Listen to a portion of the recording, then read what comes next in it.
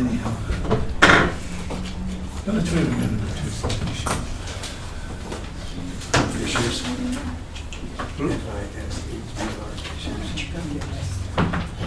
Mr. Chatter, we don't know what to tell you. Reef downstairs. Yeah. The die is cast, sir. It's an everyday thing for you now.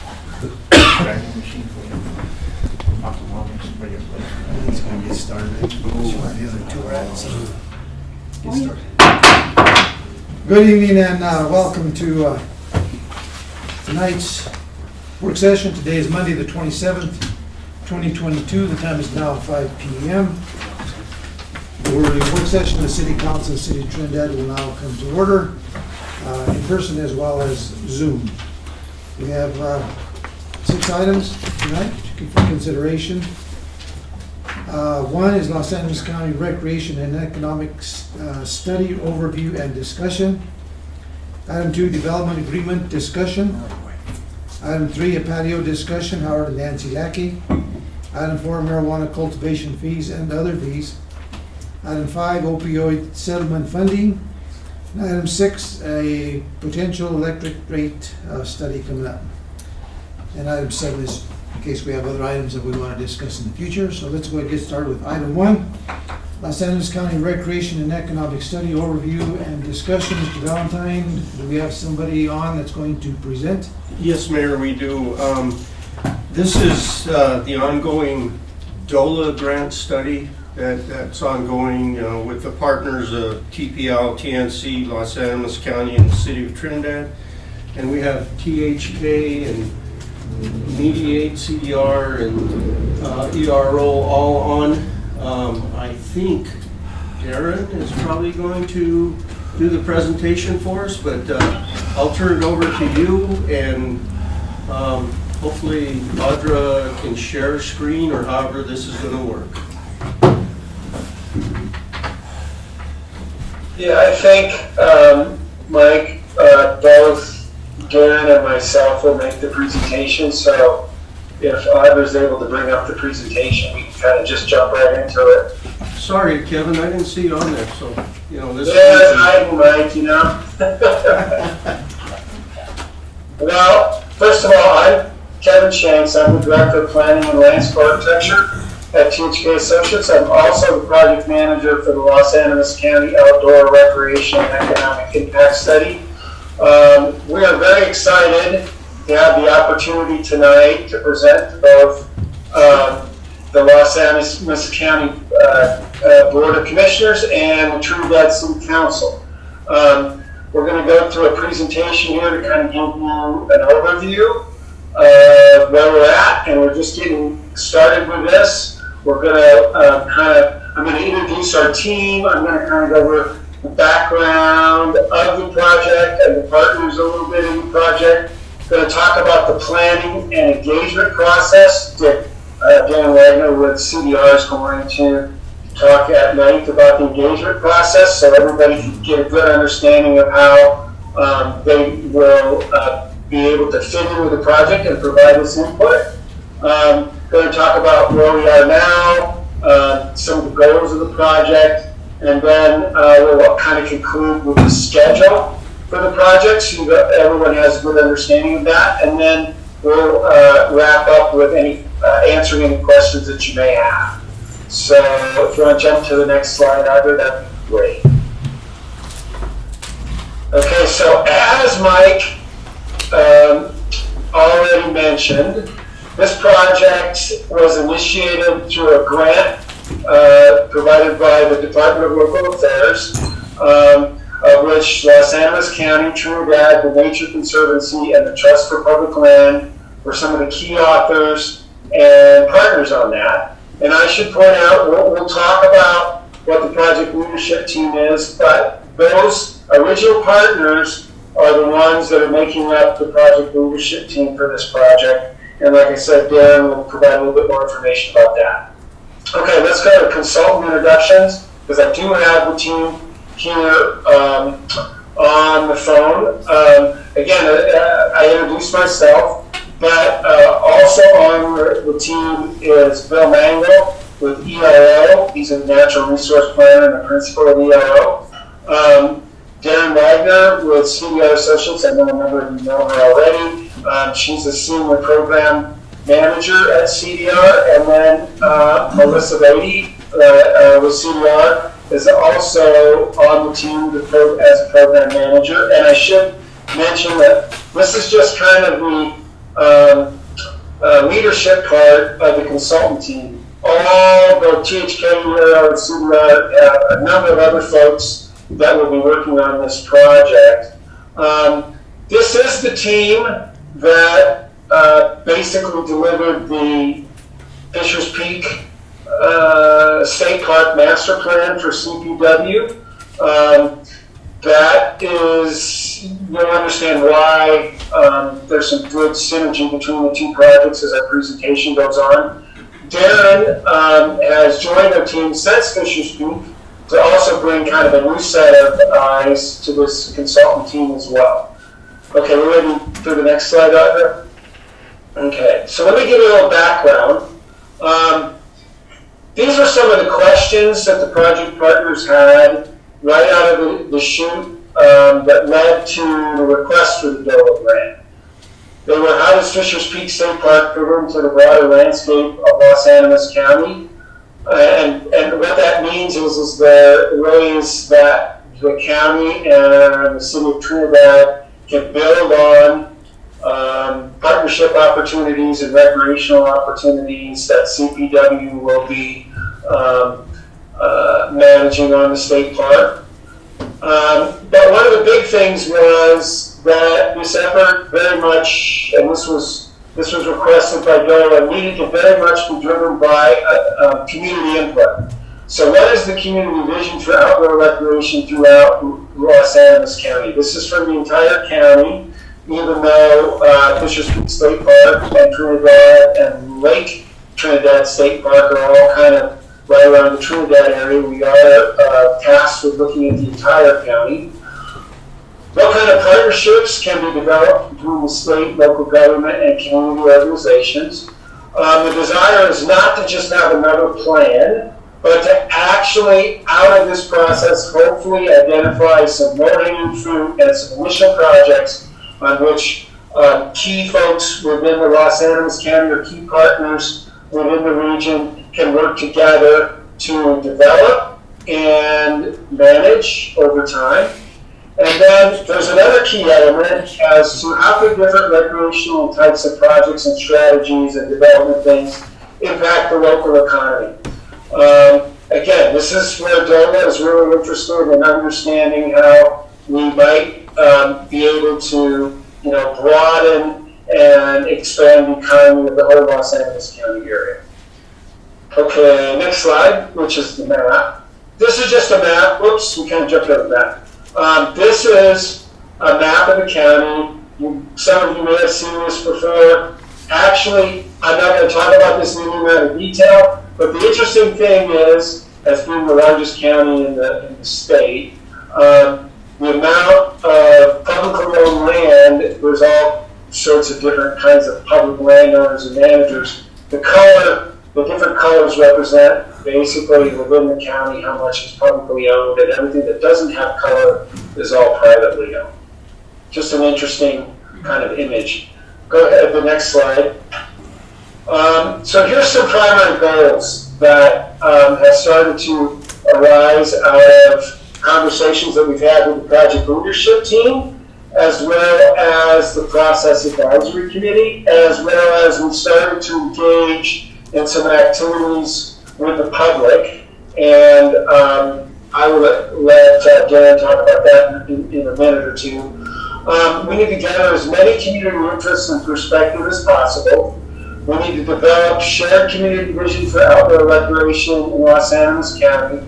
It's really important on these two that we're doing significant outreach to the community and try to engage as many people as we can and come to allow people to provide us input. And so once we've started to collect that information, we're going to evaluate the feasibility and economic benefit of priority projects, because we anticipate that we'll end up with a monster list, and we'll talk about how we're going to prioritize those in a minute. And we'll look at the top tier projects in a greater level of detail to make sure that they have a real positive economic impact, as well as there is some real viability in able to implement it within the county. And again, we want to build regional partnerships to support implementation and management of shared priority projects. Go ahead. Next one. So where are we in the planning process? Well, we're really just getting started. We're in the process right now of establishing community goals for Los Angeles County, the recreation economy of the future. We're going to go through this brainstorming process with all the different stakeholders, generating all possible recreational strategies, and that's going to be occurring this summer. And we're about to move into a very intensive effort here over the next couple of months to engage everyone. Once we have gotten all that input, we're going to go through a qualitative analysis to do an initial screening to ensure the ideas and strategies that we come up with meet the overall goals that the community has provided to us. We're going to narrow that list down for potential, to create the priority projects, and that will happen later part of the summer into the fall. Then we're going to go into an evaluation process where we're going to be focused on that top tier of recreational strategies and studying the economic impacts and really focus on the ones that are going to give us the biggest bang for the buck, if you will. And then we're going to assess the physical feasibility. What that means is, besides the economics, can we actually physically build it? Is there physically a place to locate it? Go through an actual feasibility part of that. And that's where ERO and THK will do some on-the-ground assessment throughout Los Angeles County, and that will be happening this fall. And then we will go through this final prioritization process in the winter and spring and release a final report by springtime of next year. And hopefully what will come out of that is a series of projects and partnerships that will basically hit the ground running with after that. That's probably also set up with the ability to go after funding from other state agencies and nonprofits within the state. Next slide, please. So just kind of a look ahead. When we were talking about how we were going to come up with those high value projects, I just kind of want to point out that when we're evaluating these different strategies, we're going to make sure that they do three things: meet community goals, maximize economic benefits, and that they're physically feasible and viable. And that will be how we get to that kind of upper tier of the most important projects, or the ones that we should start first. Maybe they're not the most important, but maybe they're the ones that are the most obtainable with the least amount, requiring the least amount of resources. Next slide, please. Once we get to that kind of prioritized list of high-value projects, we'll go through a process of developing some level of consensus on those, and hopefully developing partnerships. And there'll be a big step in the process to kind of go through the Los Angeles County Commissioners and Trinidad City Council to endorse that list. So you guys will be back several times throughout the course of this next 10 to 12 months to not only give you updates, but also kind of get a head nod and an approval of that final list of prioritized projects that we're really going to try to push forward.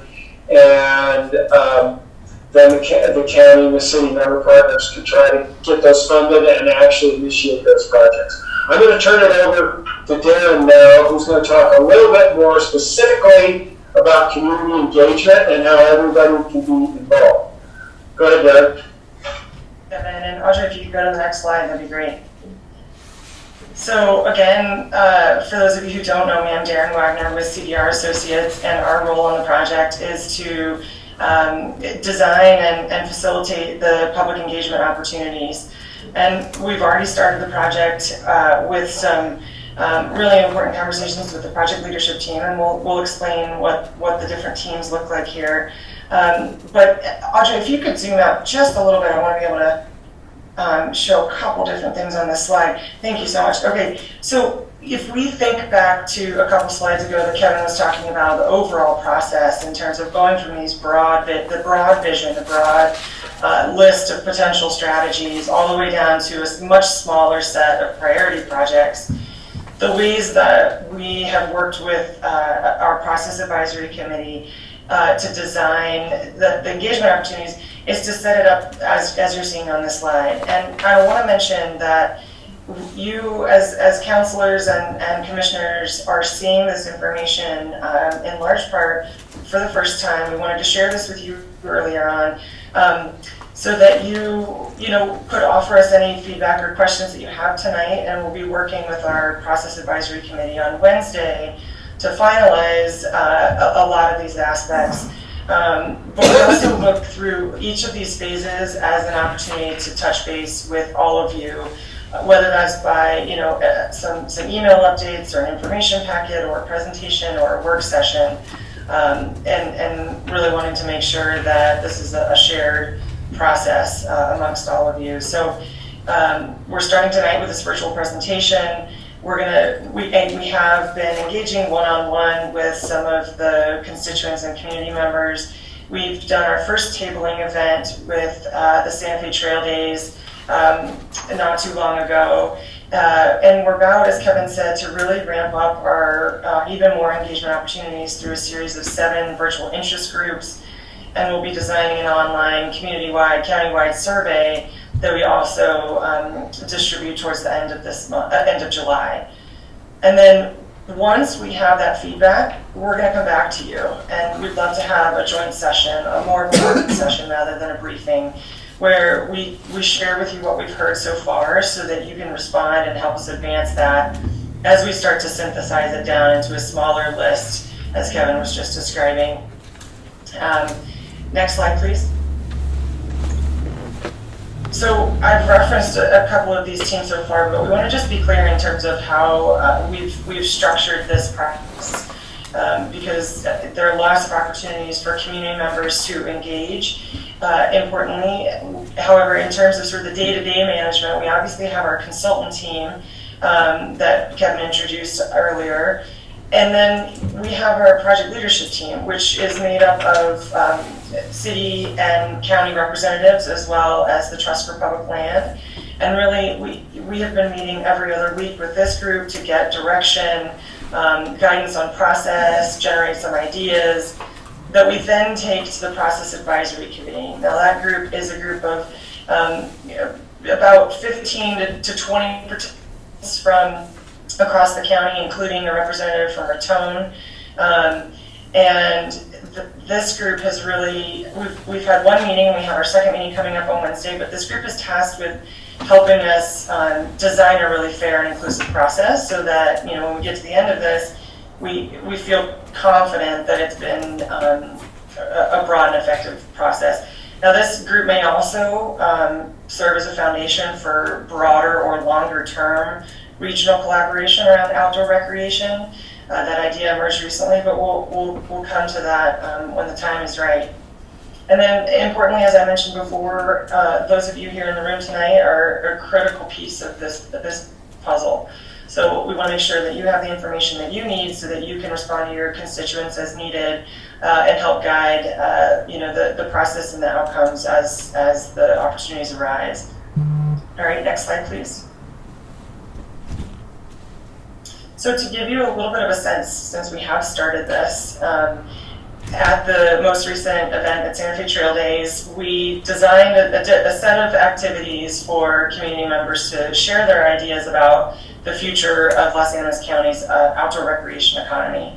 We had a map, as you can see in the top left there, of the county, and invited ideas about some of the great things, some of the great outdoor recreation opportunities that are already in place around the county, as well as some ideas about some of the gaps or some of the desires or wishes that community members are having. We were able to speak to members of community who are experiencing disabilities. We were able to engage with a number of families and youth, the Native American population. It was a really meaningful engagement that we were able to retrieve. And you can see there was also a drawing activity for children. This child, for example, said that what they like to do outside is eat popsicles, play with friends, and look up at the sky. So I don't know if anybody can disagree with that, but it's going to be great to see this feedback continue to accumulate so that we can end up with some really strong recommendations. Next slide, please. So we also generated, we had a map that was more specific to the Trinidad area so that community members could see the Trinidad Lake State Park as well as Fisher's Peak and the immediate Trinidad area, and got some ideas and feedback around both city park and state park opportunities. Next slide, please. And then we also got ideas countywide. And it's interesting, for example, that we saw in the West County, which is the picture on the left-hand side, wonderful things to build on. For example, the scenic byway, Highway of the Legends, with the recent designation and some ideas about how to promote that. And then on the East County side, a little bit less energy there and more questions about what's out there, what destinations are there that we don't know about, how do we get there. So we got some interesting and substantive feedback that's helping us revise our next steps. Next slide, please. So speaking of next steps, what we've done with that feedback so far is to revise a set of topics that we'd like to now engage the broader community around. And so that is the list that you're seeing on this slide. So for example, we, as I said earlier, are going to set up 7 virtual interest groups, and each one will tackle a different topic. We're going to invite anyone and everyone to participate in that, and that does include yourselves, so I do want to make sure that you know that you have the opportunity to join these. There will also be representatives from organizations as well as individuals themselves. We have a listserv of about 140 people so far that we will promote this to, but anyone is able to also sign up for multiple opportunities if they're interested in several topics. And these are the topics that we want to confirm with our Process Advisory Committee on Wednesday, and we certainly welcome any thoughts you have on that tonight. Next slide. So I want to wrap up here with just a preview of the schedule and then leave time for any questions. But again, starting with this virtual briefing tonight and our Process Advisory Committee on Wednesday, then we'll pretty soon thereafter start this series of virtual interest groups. We are also going to be at the county fair and would encourage you and any of your constituents to join us there. We'll be there on the Friday, July 29th. And that will be the same day that we also open the online survey. So that'll be a nice way to push out that community-wide opportunity. Next slide. We'll continue those meetings. And then, as I said earlier, we want to conclude this phase, this visioning phase, with a work session with those of you tonight so that we can really start to understand what it is we've heard and move into the next phase of synthesizing those ideas down into a reasonable set that Kevin and Bill can analyze in terms of economic benefits and physical feasibility. So that's a very quick overview of the process, and as you can see, we'd love to hear your questions and any feedback that you have. Any questions? I recognize that we are virtual, and many of you are, if not most of you, are all in person. So without being able to see hands and so on, Audra, Mike, those of you in the room, we might need to lean on you a little bit to help us understand who would like to speak and how we can answer those. Let's go ahead and get some questions from council, and then we'll turn that over to the county commissioners that are online and see if they have any questions. We'll start with Mr. DeBono. Any questions? Yeah, just one. What other type of recreational priorities were inquired about the most in this economic study? Audra, could you go back to that slide with the interest group topics? Yeah, there you go. There you go. Yeah, so this will give a sense of what it is we're really looking at in terms of the ideas that may emerge. So, we've heard a lot about community trails, whether that's bike trail opportunities, training courses for children and youth. We're inviting, comments or ideas around trailheads that may be missing, or facilities like campgrounds that may be missing across the county. Also discussions around, not just the construction piece of outdoor recreation, but some of the low-hanging fruit may be the outdoor recreation events and programs that you already have going on and ways to enhance those or build on those. There are also going to be, hopefully conversations around agricultural tourism and water tourism. So this kind of gives you a sense of that. Does that help answer the question? Yes, thank you. After everything's said and done, what is this economic study going to tell us? Yeah, so it's going to give you a set, and Kevin, please, Bill, anyone, feel free to chime in. But it's going to give you a list of, let's make up a number at this point because we don't know, but 10 to 15 projects that the city, the county, and outlying towns all agree are the recreational projects you want to move forward on, and those might be the ones that you then turn around and submit a coordinated grant application for funding for any of those. So it's sort of a work plan, a list of sorts that has been prioritized by the community and by elected officials. Yeah, I think that the other part of the economic study is that we'll look at what it might take to actually implement that strategy, and then what the potential benefit to the community might be. So that's the intent of the economic study, to actually help us kind of find the things that might be the biggest bang for the buck. If that's kind of the simplest way of saying what the economic study is going to help us do. Let me add one thing. I'm also hoping there might be a few nuggets that come out that are easy to implement, low-hanging fruit, that having the right people in the room, you can get them done without external funding. That's a great point, Bill. Hi, Karen Grego here. You mentioned that you're having one-on-one conversations. How do you come in contact with those people? Is it somebody that's specific that has signed up for it, or I just would like the process? It's a fantastic question. So, because this team was so engaged with the community as part of the Fishers Peak State Park Master Plan, a number of relationships have gotten built through that process. And so, to date, it's been an opportunity to build on those. There haven't been too many. It's really a fairly informal approach that we really wanted to respond to the community dynamics. And so, there are, we welcome suggestions about how we might approach this going forward also. I don't know, Kevin or Melissa, if you want to answer those. Yeah, okay. Okay, one more question. You mentioned in the latter part of the presentation that you have virtual interest groups, and you numbered them 1 through 7. Are they the same people meeting over and over again, or are there different bunches of people? And how do you get the participants to join these virtual meetings?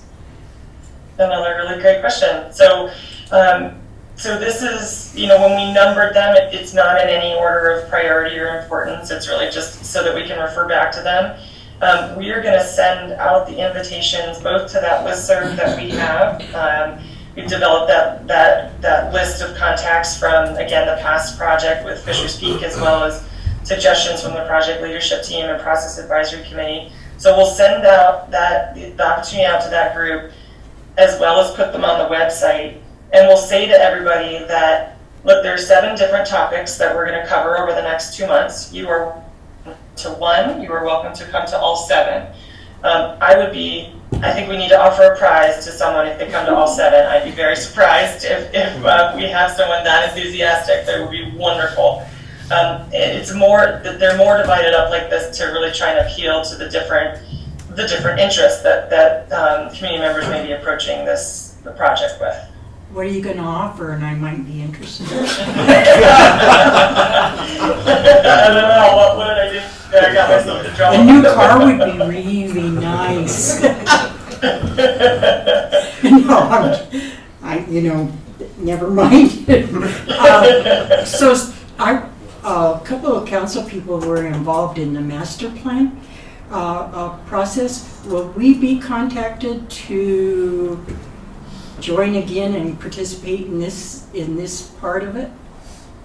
Absolutely. We invite all city council members, all commissioners, any officials from the outlying towns around the county, and truly, also any members of the public. While we have a targeted list that we've developed, again, like I said, these opportunities are also on the website. So yes, please do join. We welcome that. Okay. And if I might add to that, Darren, Councilwoman Grigio, good to see you. Yes, and the process is slightly different than what we did in Fisher's Peak. That's intentional because the audience is more broad, the conversation's a bit more broad. And so there might not be kind of that specific. I know with Fisher's Peak we had council members in specific work groups, and that fed into kind of directly into the project leadership team. We're doing it through the interest groups this time, and so we do encourage council members and also commissioners, of course, to attend these meetings. They are open to the public, so hopefully that mitigates any sunshine law concerns. And simultaneously, we also will have specific touch points with council and with the county commissioners, which is also just slightly different than what we did for Fisher's Peak. So trying to do things a little bit differently, but also be really intentional about engaging all of those voices. Thank you. It's nice to see you too, Melissa. Frank? Yeah, on your priorities and projects and that, are they individually set forth for a particular grant, or do you guys have an overall grant that would take care of all these projects, or does each one have to come under a different sign up? In other words, if you want one project, do you put in a grant for that, or is there overall grant money for this, for all these projects? Because you mentioned there's up to 7 or 15 different projects that could be gone at the same time. How is that all going to be funded? But I think that, this is Kevin Shanks again, I think that it's going to be a mixed bag of things, okay? I know you guys are familiar with DOLA and with DOCA, there's some opportunities there, but there's also opportunities with the state's Economic Development Department, with kind of the infrastructure bill and with some of the COVID stuff. The state actually has a lot of other additional programs that are available. So, no, I don't believe it'll necessarily be one grant that would cover everything. It may have to be multiple things. So, this project is basically to stage up that list. My experience from doing this before is that what we're hoping is that there'll be some partnerships, as Bill Mango mentioned, that will kind of grow out of this. And you may discover that you don't need any additional resources. It's more a matter of just figuring out how you're going to manage it and move it forward. So I'm envisioning kind of a whole lot of different ways that, high priority projects might move forward. And it will be the intention of this project here to identify how that project could move forward. So out of that number of priority projects, again, as Jen said, we don't know how many that actually would be. There will be specific guidance on what the next steps beyond this project, that's beyond this DOLA project, should be taken in order to realize the implementation of that particular recreation strategy. Now, you mentioned, on priorities groups and that, would the city or county commissioners, depending on where the location is of the priorities, will they be involved in making a decision, or do you have a group that would do it? That's why I wanted to know. You mean making the kind of the final nod to the priority list? Well, if you recall, and on a number of these slides, we're actually going to go through an evaluation process and look at all the strategies and go through and compare them to see how well they match up with the goals of the project. And you guys, we won't be doing that behind closed doors. That information will be shared not only with the community at large, but also with city council and the county commissioners. And you recall, we talked about a potential work session in September once we have started to collect all these strategies from the community and from all levels of the community. And both the county commissioners and city council will have a chance to weigh in on that. They'll have a chance to weigh in on the final prioritization as well. And I think the desire is that, in the end, both the city of Trinidad, Los Angeles County, and maybe other communities within Los Angeles County all sort of adopt or agree to these priority projects, because if you do that, then you're automatically set up for when you try to go for funding, you can say, we went through a process, this is the consolidated list of which all partners in the community agree. This is the process that we went through to validate that, and you will not have to go through that step with every single grant request that you have in the future. So this basically will set you up to have what you kind of need, to be able to prove to others that there's community consensus and support for the project. Kevin, let's keep some of our comments a little shorter because we still have 7 people to go through here. We have quite an agenda tonight. Like I said, we still have 4 people here on the dais, and we have 3 city or county commissioners that need to speak. So, Aaron? A lot of what I was going to ask about has already been asked, so I won't ask those things again. I do want you to kind of give me a mental picture of how this would work.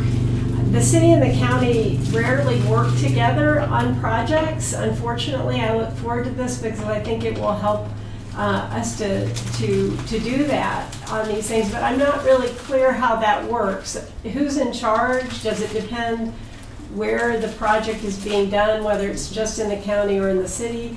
How does that work? If you've ever done this before with the city and county. Right. Dan, you want to talk about, you started to talk about what might grow out of the pack? Yeah, absolutely. So, as Kevin was alluding to, so, the process advisory committee that we've set up, there's a lot of support even from the state to explore that group living beyond this project. So we kind of start backwards. That group then will become the one that could become the one then that, as these projects get implemented, there's a lot of coordination, there's a lot of communication about, the status of the project, about, are you going to go for that grant or am I going to go for that grant? Or are we going to put in a joint application? Let's put in a joint application. There are going to be discussions that could be facilitated in that forum that really help move the project forward. From the funding standpoint too, so, apart from these grant applications, as Bill was saying earlier, hopefully some of these projects that come out of these are pretty straightforward. I would hope that there are some low-hanging fruit that, the city may be able to fund, with your standard budget without any increase, because it's just an expansion of a program that you currently have, or that the county has already budgeted for example. So it'll be, obviously, the 2 entities, city and county, are discrete in their jurisdictions. But what has really worked are these joint plans that really both bodies endorse, so that really regardless of the funding source, you're all in agreement about what's happening. Okay, I'm still unclear about, let's say we have a hiking trail that we decide to do and it's in the county. Does the city have any role in that, or does the county just supervise that project? Yeah, I think that there'll be a mix and match is my sense, that it really, there would have to be a lead on each project that comes out of this. But oftentimes what happens in one place affects what happens elsewhere. So that's where that kind of ongoing regional collaborative group would be able to facilitate some of that. So it's almost like that becomes the forum where whomever's taking lead on, say, that county project would be able to update city staff who are part of that group on status or needs or issues if they arise. Okay, thank you. Yeah. I'd like to say I apologize for being late.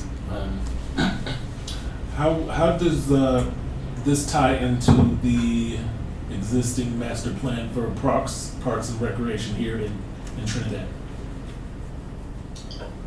Yeah, absolutely. Kevin, do you want to take that or do you want me to? I can take that real quickly. First of all, I think that it's not intended to replace it or step on it or anything like that. This is about outdoor recreation and is opportunities to create a broader partnership around some recreational opportunities that might include the county, Colorado Parks and Wildlife. So I think it's kind of a complementary kind of thing to that effort. I don't know, Darren, if you want to add anything to that, the way you see that, but. Yeah, no, I think that's a perfect way of saying it. I think it's a great start, and the priorities that have been identified in that will feed into this process. So it's complementary. Okay, thank you. Aaron? Thank you for your time. I was wondering if we could potentially receive the slide deck that you went through tonight. I think that'd be helpful. I don't think it was in our... No. Okay. The other thing that I was going to mention, and I think it could be really, really helpful, especially concerning with what Councilwoman Ogletree was saying. I don't know if you have been involved or have them or have had them be involved, but the the Council of Governments here, I think it would be a really good tool for coordinating all of this effort together. I mean, that's sort of their specialty, and I think that new director Jennifer Oliver might have a lot of good input on this. I can forward you that contact. Please do. That is one that has not yet been suggested. I'm thrilled to hear that. Yeah, if you could share that with Mike or Audra, and then they could pass it along to us. Or Okay, they most likely have it already, but Yes. I think that would be a really good fit. Anything else? No, thank you. That's all I have. Commissioner Felix Lopez, do you have any questions? Yes, thank you, Mayor, and thank you all of you for this presentation. One of my questions, well, in opinion, first of all, is I would like to see when you were talking about the plan, and on one of the slides from let me pull that up, I took a photograph of that. When you're going through addressing the primary goals on the planning process, from the visioning all the way to prioritizing, I would like us to also promote that through the local newspaper, because for a lot of the people that are not engaged in social media, and then if we have dates already attached to visioning, we're talking about summer 2022. What does that look like, and what type of target market are we going to be reaching? You know, if we have the restaurant community within the community of Trinidad, and then on the upline areas, I think the outreach is going to be proportional to the marketing plan that we put together.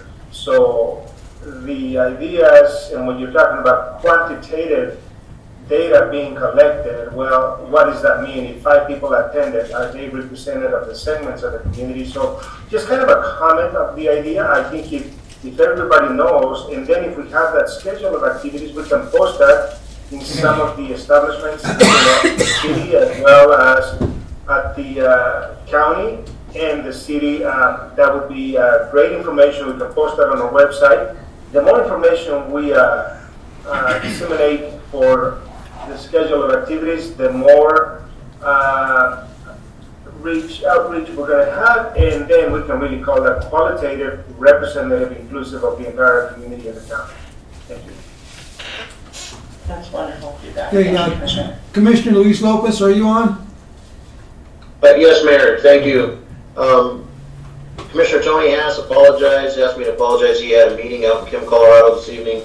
He's not on the call. And I also just have a comment. I want to thank you all for being at Santa Fe Trail Days and for engaging with our community. I think this process is going to be the best way to move forward and working collectively together for the community. That's who we represent as commissioners at City Council. I don't see it being a tug of war, or I hope not, between politics and community. And I really hope that all 10 of us work together collectively for the benefit of the community and what this process and evaluation will give us, and how you bring it forward to us to make the decision on their behalf. So I just look forward to this process and helping out our community, and a reminder to this group that there's still $100,000 on the table of this grant. When we engaged in the grant, the city put up $50,000, we put up $50,000, the county. Trust for Public Lands and the Nature Conservancy pulled out their $50,000 and only $25,000. DOLA did remind us that that other $50,000 from them is available with the match. So if something happens in the lack of funding moving forward with this process, with more money. But I'm just glad to be part of this and look forward to seeing the results of the study. So thank you for your time tonight. Thank you, Mayor. Okay, a couple of weeks ago, I asked Chairman Felix Lopez to come and have a meeting with me, and Felix, I think that we talked about maybe an upcoming joint session, and I think that would be maybe the time to maybe put this down as one of the agenda items that we could talk to how we can collaborate together on this particular project and move forward with it and see. So I think that would be maybe we can do this sometime. I'm not sure if in July, but maybe August sometime. We'll take a look at it. Mr. Lopez, Felix Lopez, do you feel like that would be something that you would want to do? Thank you, Mayor. Once again, absolutely. I think Commissioner Luis Lopez makes a very important point. At the end of the day, that's why I make the comment, if we only have 5 people representing the community and the county, then are we saying that we need to go out and make the primal effort of collecting all the data that was out there? Absolutely, I look forward to, as it was mentioned, the city and county perhaps don't work as close or as in many projects, but we have the capacity, we have the capability, because between the county and the city, we represent 16,000 citizens. And at the end of the day, the one thing that we want to leave outside of this whole scope perspective is our personal ideologies and whatever the case may be, but we want to give our community the opportunity to make a recommendation. This is what we would like to see. Yeah. And at the end of the day, thereafter, once the planning process, once we go through the vision all the way to the prioritization, then we know exactly what the community said, what we wanted, and I believe it's our elected official duty to say, yes, you know what, we agree with you, and we will go out and seek grants to complete this project. So absolutely, Mayor, looking forward to getting together, and I think the time is prime. Okay, I do too. Okay, any other information that needs to be passed on tonight before we move on to the next agenda item?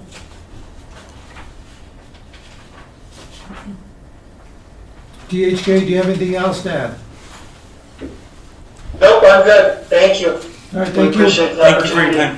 Thank you for the time. Okay. Thank you so much, everyone. Thank you. Okay. Okay, let's move on to item 2, development agreement discussion.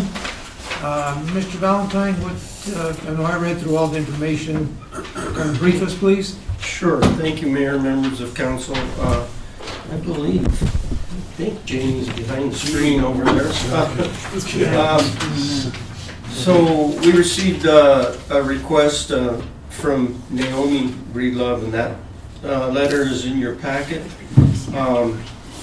Jamie and family, I believe, and he could give more if he would come up and talk to us, but they're looking at developing the property. There's a map provided for you. And the access, if you can visualize as you come down off of Santa Fe Trail, down Van Buren, past the golf course, and then down that road between the golf course that gets you down to the highway, There's a section of land that the city owns, and if you could visualize it, it's a drainage arroyo, basically. Really, it provides drainage for that area, but they're proposing to enhance that area, use it for access, and also for their drainage. So staff, mostly Audra, has worked a development agreement up, and I think Les has had bit time to review it, and I've reviewed it, and I think it's preliminary. Jamie's reviewing it as well, so we wanted to get this in front of you just to get your thoughts and see if we move forward. James, what do you have to add to it? We just, with the property, the way we own it, it's a narrow piece that goes down, there's about 7 acres. That area that the city owns will actually help us in catching the runoff, basically. Anything that we do on here, we're gonna have to catch. That property that the city owns, that ditch that basically runs down, or arroyo, whatever you wanna call it, runs also back into my property further down, as I own back around the golf course. I wanna upgrade that. We wanna clean that up, we wanna get the irrigation going down that area right, and make sure whatever comes off of our property is catched in a detention pond, basically. And so there's our engineer went through that, there's actually 3 detention ponds in that arroyo that they have, breaks, they're not technically detention ponds. But they're talking now, the engineer, about how we could upgrade those and clean that up, basically, and develop that area, is what our objective is. Well, I know you had mentioned this to me, I think last year sometime. It's been since before COVID, we started this project. So it's been a long haul, and COVID came in, of course, we didn't want to open a restaurant, because the restaurants were getting shut down. So we started last April, we finally put in for the engineers, get the building designed, we ordered the building to get it coming, to get it built, because manufacturing's slow. So here we are, our building's been delivered, we have it, we're at the point now where we're trying to develop that land, and the land that's next to us that the city owns, we feel that with the upgrades and what we're gonna do to it, it's gonna benefit that area, is the way we see it. Okay, see if you have any questions, Mr. DeBono. No, Jamie, just, I think that's great that you're continuing to invest in Trinidad, and it's not gonna add a strain to our already our overloaded infrastructure, so that's good. You won't need any added resources for that. And with the golf, all the games, the golf simulators, the virtual training for law enforcement and first responders is pretty critical, because it experiences realistic simulation. So, I mean, all that's really good, and the multimedia virtual reality thing, and yeah, I think it's doing a good thing for the city. Okay, I am not good at maps. So where is, on this map, where is the arroyo we're talking about? Jamie, if you want, it's on screen. Yes, so this area here, this area is where the city property is. This area here is all arroyo, all the way down. Okay. And then it drops into an underground irrigation that runs down to the river water. So, through here, there's issues. There's a lot of, it's been running through there for years. And so there's a lot of erosion in there and a lot of, issues. And if we come in and put asphalt and sidewalks and stuff, it's gonna push that water even there quicker. And so we wanna upgrade that so we can take care of that area. Plus, I don't want any more damage to this property, because eventually we'll wanna do some condos or some apartment complexes on this bluff up here. So that's what I'm looking at in the future, and that arroyo, basically that ditch. That's clear as mud, Jimmy. Thank you. Yeah. No question is good. I'm glad you're developing that. It's going to be a good area. Thank you. Thank you. Hi, where is the property that you're going to develop on that map? Because I'm having a hard time picturing this. Okay, actually, I have a better one here that I brought now. That's the grading plan. I don't know if you guys want to pass them around. You can kind of see, and then I'll explain it on there. Okay. So this area here, this little area here is where the driveway is going to be up, and the building's going to sit here. Okay, And then where's there'll be Santa Fe Trail? Parking right here. This is Santa Fe. Okay, so Okay. you're Here. off Santa Fe Trail. Yeah, we're here through Van Buren. Between golf course. And what is 1415 Santa Fe Trail? That's the address that's on the... So that's my property too. Right now we're eventually going to put 3 storefronts on there, but it's not involved in this project, and you can see on that map.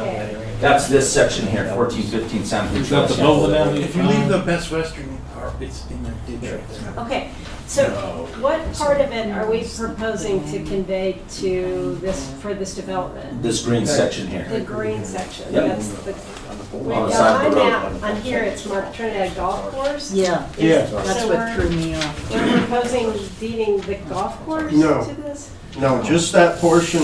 It's called Trinidad Golf Course because when we acquired the golf course, the property boundary crosses Van Buren, goes up there. So it's just that property to the east of the Van Buren right-of-way. Okay, all right, I just could not figure this out from looking at all this. All right, thank you. No problem. Name,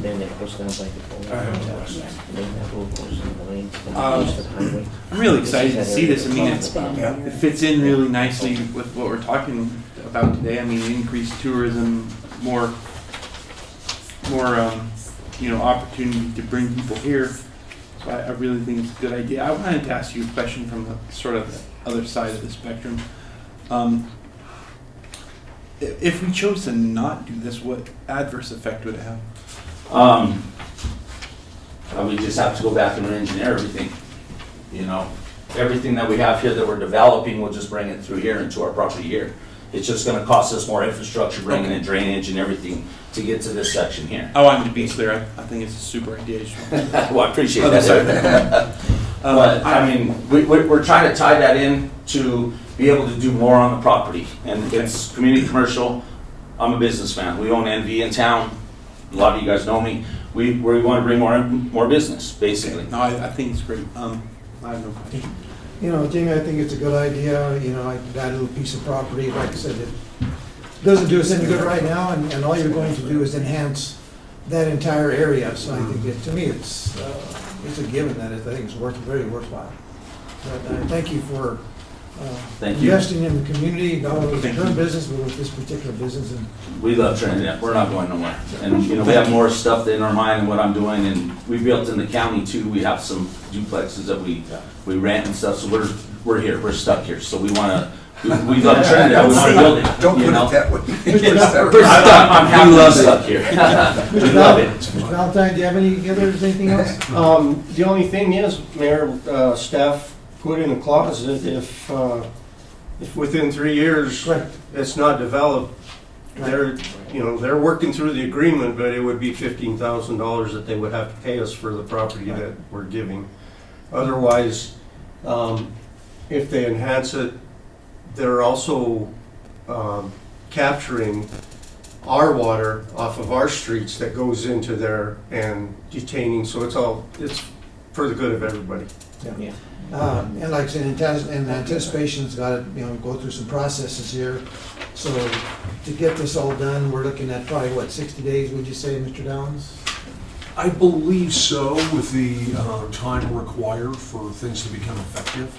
I think that would be right. Does that sound reasonable? So, yeah. It sounds like since you already have the building here, you're ready to. So build this. my question is because our development we're working on is in this section here. So what I'm going for is a shell permit, basically. And I'm going to be able to do the foundation, the grading, which that was the grading plan engineered, and then put up the building. Mm-hmm. And so as we go through the process, the 60 days, as long as I know that there's a good possibility that this property is going to be able to, bring in and we could do the irrigation through here, I want to keep moving on my project. It sounds like, we have a reasonable consensus tonight that we're all in agreement that we should maybe move forward with this. So my plans is hopefully get it up by the end of the summer. That way through the winter, we could work inside, basically. We'll do the parking lot, we'll do the foundation, and then through the winter, we want to try to be open December, January. And that's our goal, is to be open by the end of the year. Especially with what we've invested, we need to get in. Any other questions from council? Anybody have No. any additional stuff? Jamie, thank you. Thank you, guys. Thank you. You guys have a great evening. You too, Jamie. Thank you. Thank you. Thank Bye, you. guys. Item 3, patio discussion. Howard and Nancy Lackey. What do you have to present for us tonight?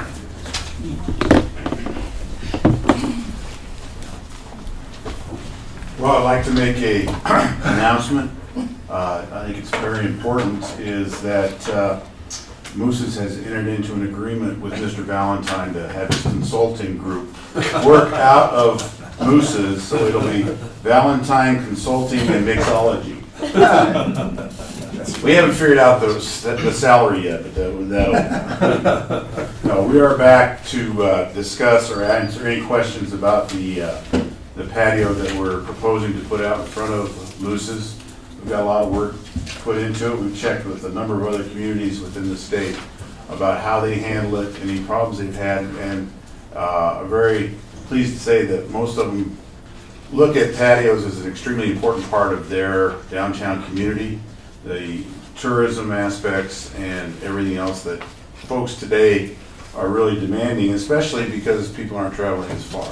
They're going to smaller areas, places that are less expensive, and they've all got dogs, so they want to make sure that there's places for them to go. And the other thing about it is too, I think it's something that the city really needs to look at if other people apply for it too, because it'll really make us consumer tourist friendly, which is where we want to get to, especially with the outdoor rec and all the other things that we've got going on today.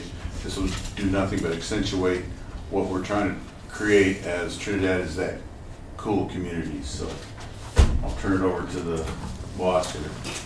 Right. Thank you. At the last work session, Mayor Rico and Mr. Downs asked for the, where I found the information about seating, and I sent you this guide. And it was the information that we used as we got more into the ADA discussions. So just to refresh, it is on page 13 addressing fixed or movable tables, and that's the type of table settings that we had which were movable. So the design of the previous patio, I think there was too much attention given to how the portion along the sidewalk was built.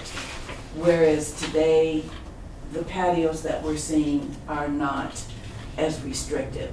They're more, say at the most, a 3-inch ramp where anybody and everybody can gain access to the patio. There's no lumbering type of ramp, which in the past it had been required that a spot be reserved just for that person. But the law clearly states when readily accessible. If not readily accessible, then the interior of the restaurant should also provide ADA seating, which is what we do. So we were never in a position where we had to turn anybody away for seating. I became curious about how cities surrounding us handle their outdoor dining. So I called the city of Pueblo and I talked to a city manager's assistant, but I never could get anything emailed to me. So we did discuss it. They do have a contract. They don't necessarily, they didn't really have an answer on insurance and liability if a patio is hit. She said, I can send something to you, but she never did. So my next call was to the city of Alabosa, and I talked to the city attorney, and his name is Eric Scheisau. I think I'm pronouncing that correctly. And he gave me a very lengthy bit of information, which I'll share with you tonight. They had a main street that had 3 lanes that went down the middle of their town, and it was a hazard. They went to CDOT purely to find out how to redesign their main street, 3 lanes to 2 lanes. CDOT said that's no problem. So they did that through the revitalizing Main Street awareness grants. So what CDOT told them was that we can condense it to 2 lanes. Now you have enough room on the sides of your coming and going lanes for outdoor dining. So I said, well, how do you handle outdoor dining in Alamosa? The city is the landlord, the user is a tenant.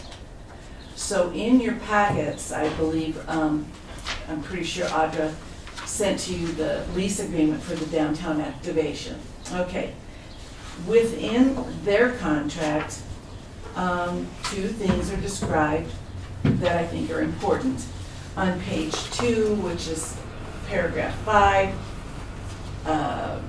C, D, and E address terminations of a lease of a patio, and that is if something isn't right, the city has the right to address an issue, and Mr. Scheisau said that it's predominantly the cleanliness, that they can't do certain things on the patio, they can't add pre-approved plans that the patio has, mainly to keep it looking as if it was when it was installed. The second item that was important to me was if a tenant did not remediate or fix their problem, they were given 30 days to right the wrong. That's something that we didn't have. So the 30 days, if they still don't have it fixed, then they take the patio. Now, these patios are owned by the city. Yes, they're owned by the city. Which ours will be a different scenario if it's approved. Yeah, it's like the situation that we had. So he had several comments. One thing we talked about in length is insurance, the insurability not of the patio, but of the city. And I learned about the Colorado Governmental Immunity Act. And I think I have a summary page in there for you to look at as well. And as I understand it, there are 7 points that allow a private party to sue a municipality. The operation of a public-owned or leased vehicle, except emergency, if that's been violated somehow. The operation of any public hospital, correctional facility, or jail, any issues there. A dangerous condition of a public building, a dangerous condition of a public highway, road, street, or sidewalk. And we're pretty sure that's where Mr. Hamer's action started from. A dangerous condition of any public facility located in any park, recreation, or public water, gas, sanitation, etc. Or the operation and maintenance by a public entity of any public water, gas, sanitation, power, or swimming facility. Those are the 7 areas that are deemed to be a violation that allows a city to sue a municipality, an individual. Those are the 7, as I was explained by Mr. Schausau. They do not require insurance because they state in the lease, they explain in their lease the Immunity Act, and it says that they're not responsible. Furthermore, he said, this really isn't any different than if a car is driving down Main Street and hits a parked car. That is not a city's responsibility. A parked car sitting in a city parking lot is no different than a patio in a city parking lot. Now, maybe you'll say, well, the patio is being leased, but it still reverts back to the Immunity Act. So they believe that, and they have had no run-ins. We did try to get a hold of Chief Glorioso to ask them, how many parked car accidents have they had in Trinidad? We never did hear back, so we can't give you that answer. But if a parked car is hit by a moving car, it's a ticketable offense between the two parties. Now, it doesn't mean that we wouldn't have insurance. I think the requirement was $1 million. That was in our old lease. And we would, of course, do that again, or more if we feel that that would be necessary. But the feeling from the Alamosa City attorney was that the gains that they have made from revenue, Alamosa visitors are staying longer, their lodging revenues are up, and the restaurants are very happy. I know this seems to be a one-sided conversation, but that's what this is all about. Now, I apologize. I found this over the weekend when I started thinking about CDOT. How does CDOT help a city, and if I may pass these out. Sure. How does CDOT help a city with the advice that you are covered by the Immunity Act? So what I did is I highlighted the number of cities, small towns, big towns, oops, I might be one short, that have requested money for, is there two there, Phil? I have an extra one here. For outdoor dining. So this grant is, I think, a $3 million bundle of money for cities for any kind of downtown revitalization. A lot of them have used money for ADA. A lot of cities have used the money for parklets, dining, extensions of restaurants. And the CDOT grants do not hold any stipulations against liabilities for cities if somebody hits a parklet, a curbside patio, or whatever you want to call it. So it's our understanding. There's one here. So it's our understanding that if, in our research and talking to other cities, if it's a landlord-tenant situation, then yes, the city has more control over the use of the patio, the design of the patio, leasing the space for the patio, but it has no responsibility if a corner is hit. We measured at one time from the edge of our street side patio to the traffic lane is 6 to 8 feet. So it means that if someone really wanted to, they could just veer off and hit. But it could also be the same situation if they're texting or on their phone or they're yelling at their wife or their husband, they could run into a car.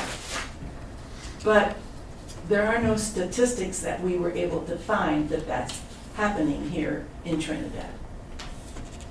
Commercial Street, as tight as it is, if there's going to be any run-ins, it's going to be along Commercial Street.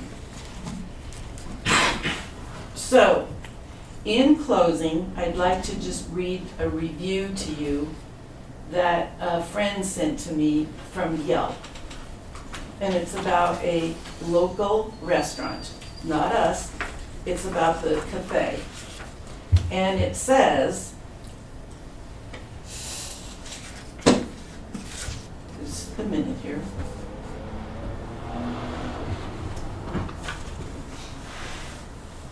It says, this is from a woman named Paula at the cafe.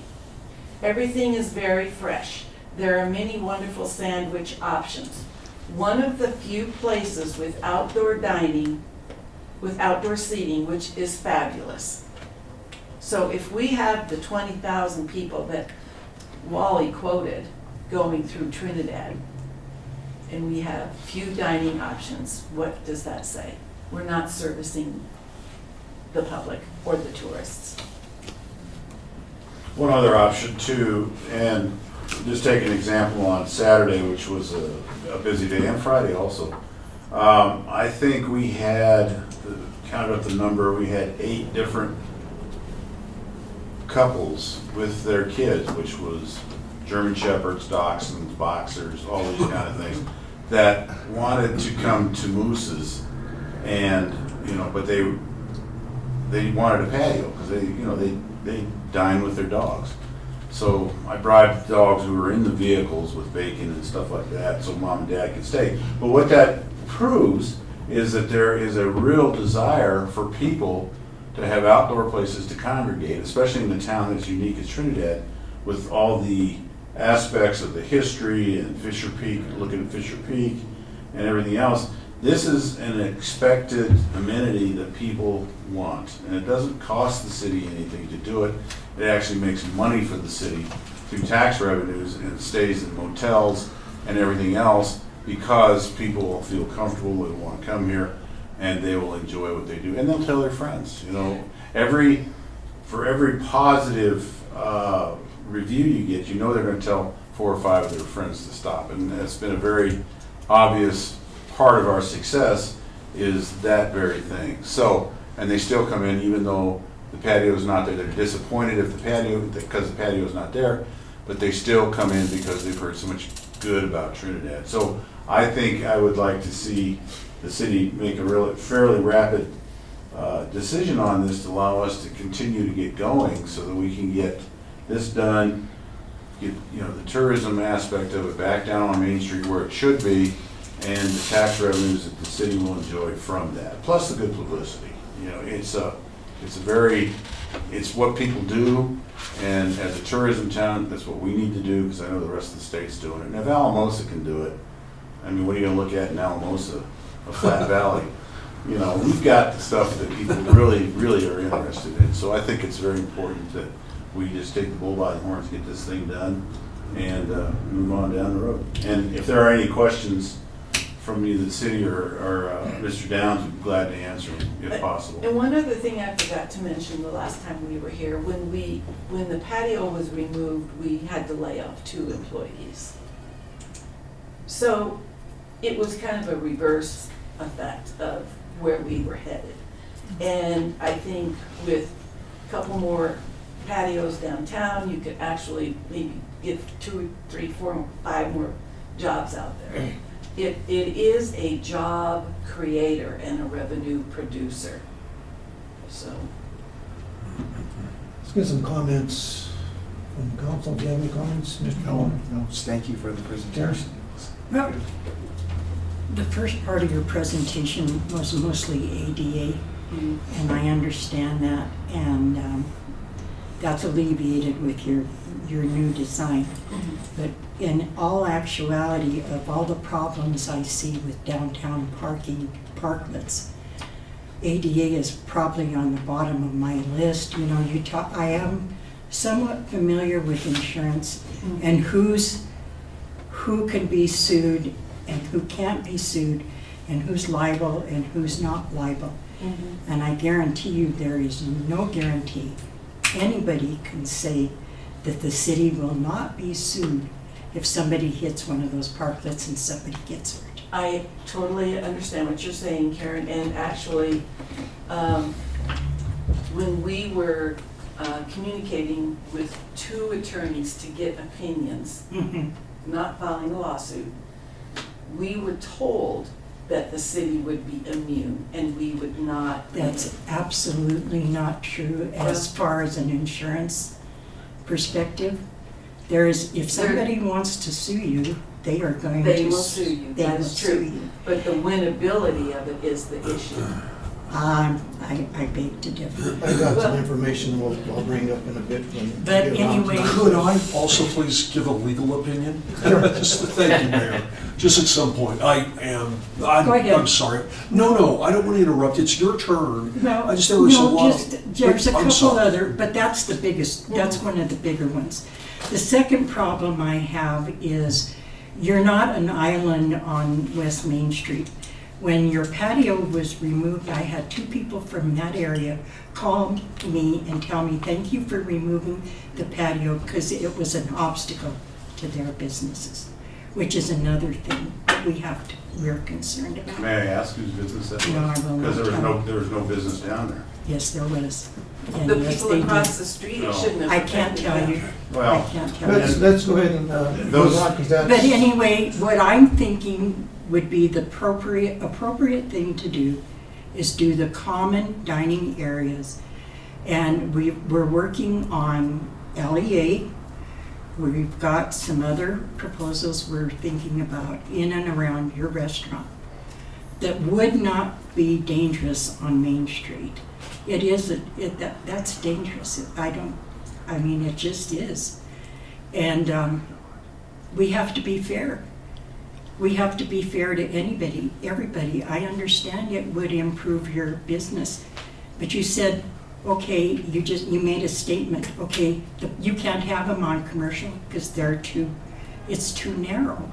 See, we're starting to open a bag of worms that we cannot close. well, let me address this real quick, because there are 2 things here. The liability issues, which we covered with insurance, and the 4 years that we had the patio, which was done by the city to enhance tourism, which it all worked extremely well. It did exactly what it was supposed to do. We did not have one issue, any issue with any of that. In fact, we had more of an issue with semis tearing the lights out of the trees Right, you than mentioned we that. ever did with the deck. Nobody even backed into it. We had planters that we maintained ourselves and all these different types of things. And it actually, I'll have to dispute we had several people that said, that add so much to downtown that we now feel comfortable walking around. And it slowed traffic down on Main Street, which is something that we have to really look at. And I think Mr. Downs had something to say. Well, Go ahead. No, I just want to suggest, this isn't my legal comments, but rather than having a council member make comments and the lackeys respond, could we have council comment and staff comment and discuss? Let's go ahead and do this. Let's make those comments directed to me rather than to the lackeys. Well, I think that way How we about- can kind of move this along. right, and if you have questions of the lackeys, they can come back up. But now, kind of comments and comments of council.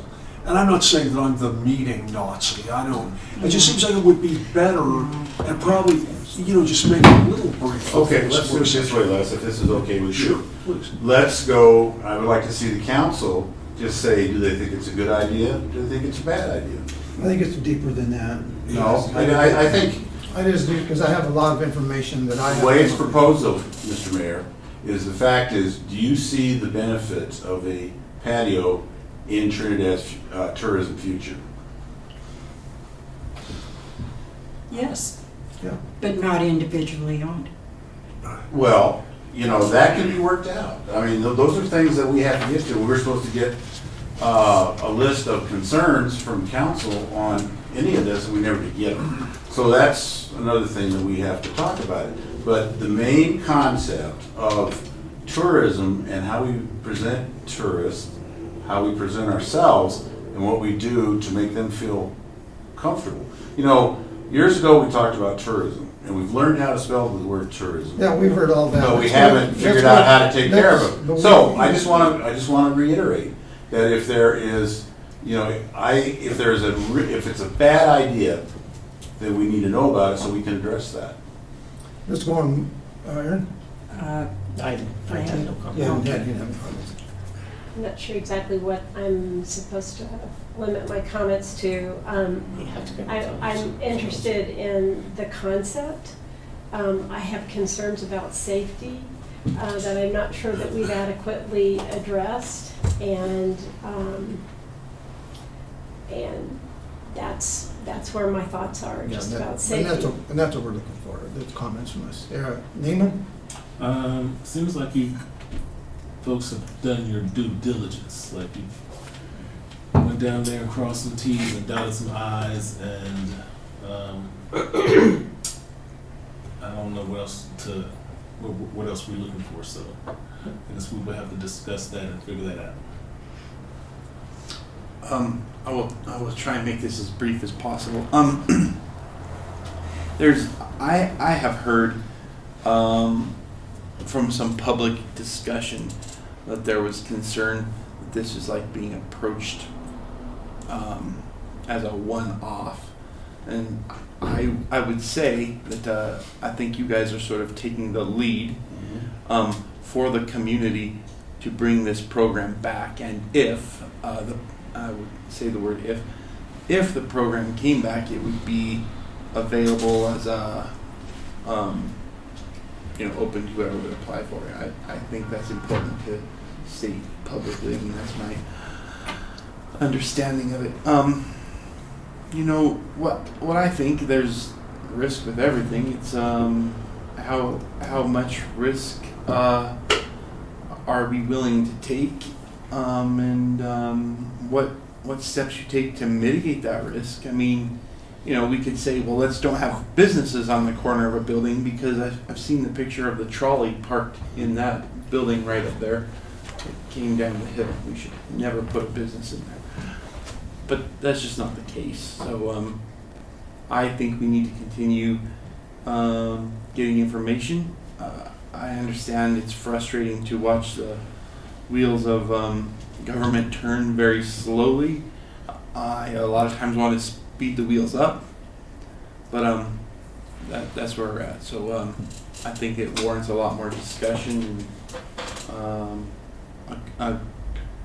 If it was to be done, we need to have a very well thought out plan. I mean, hopefully it wouldn't be this way, but we had a lot of discussion for the mural policy, and there was a lot of people dissatisfied with that. But it seems to me that that's working out really well now. So hopefully, there's solutions to every problem. We need to work towards that. That's my opinion. My feeling is, I checked with 5 other municipalities about what they do. I checked with actually Mayor Gradisar from Pueblo. He sent me a copy of their agreement. They own the patios. They have some patios on wide streets. They have some patios on narrow streets. But he did send us a copy, and I forwarded that to Mr. Downs. He said they didn't have any liability issues themselves up to this point.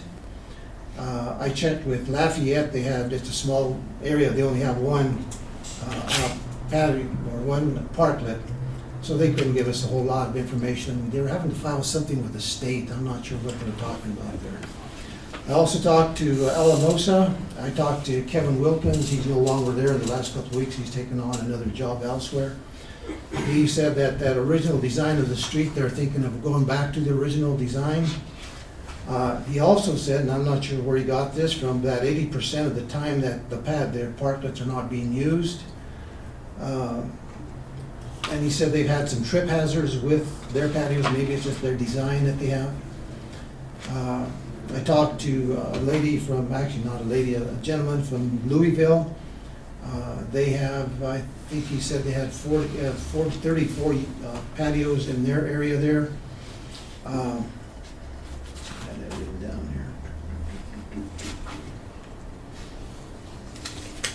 here. They also sent me a copy of their agreement with their patios, of what they do. I think it was Durango, the one that I think said owned theirs.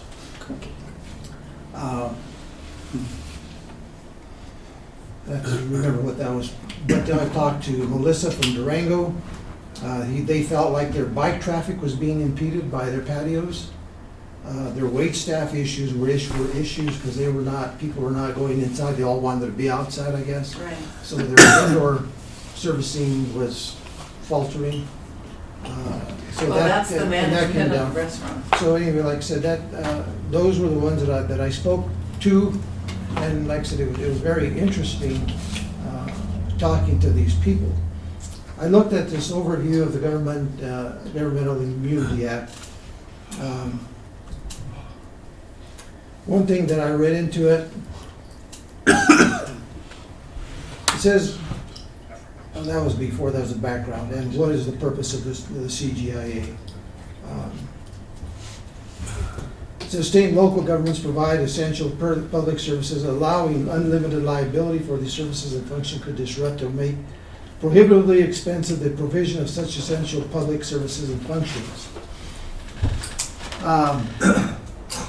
It says that limitations on the liability of public entities and public employees are necessary in order to protect taxpayers. That's all fine and well.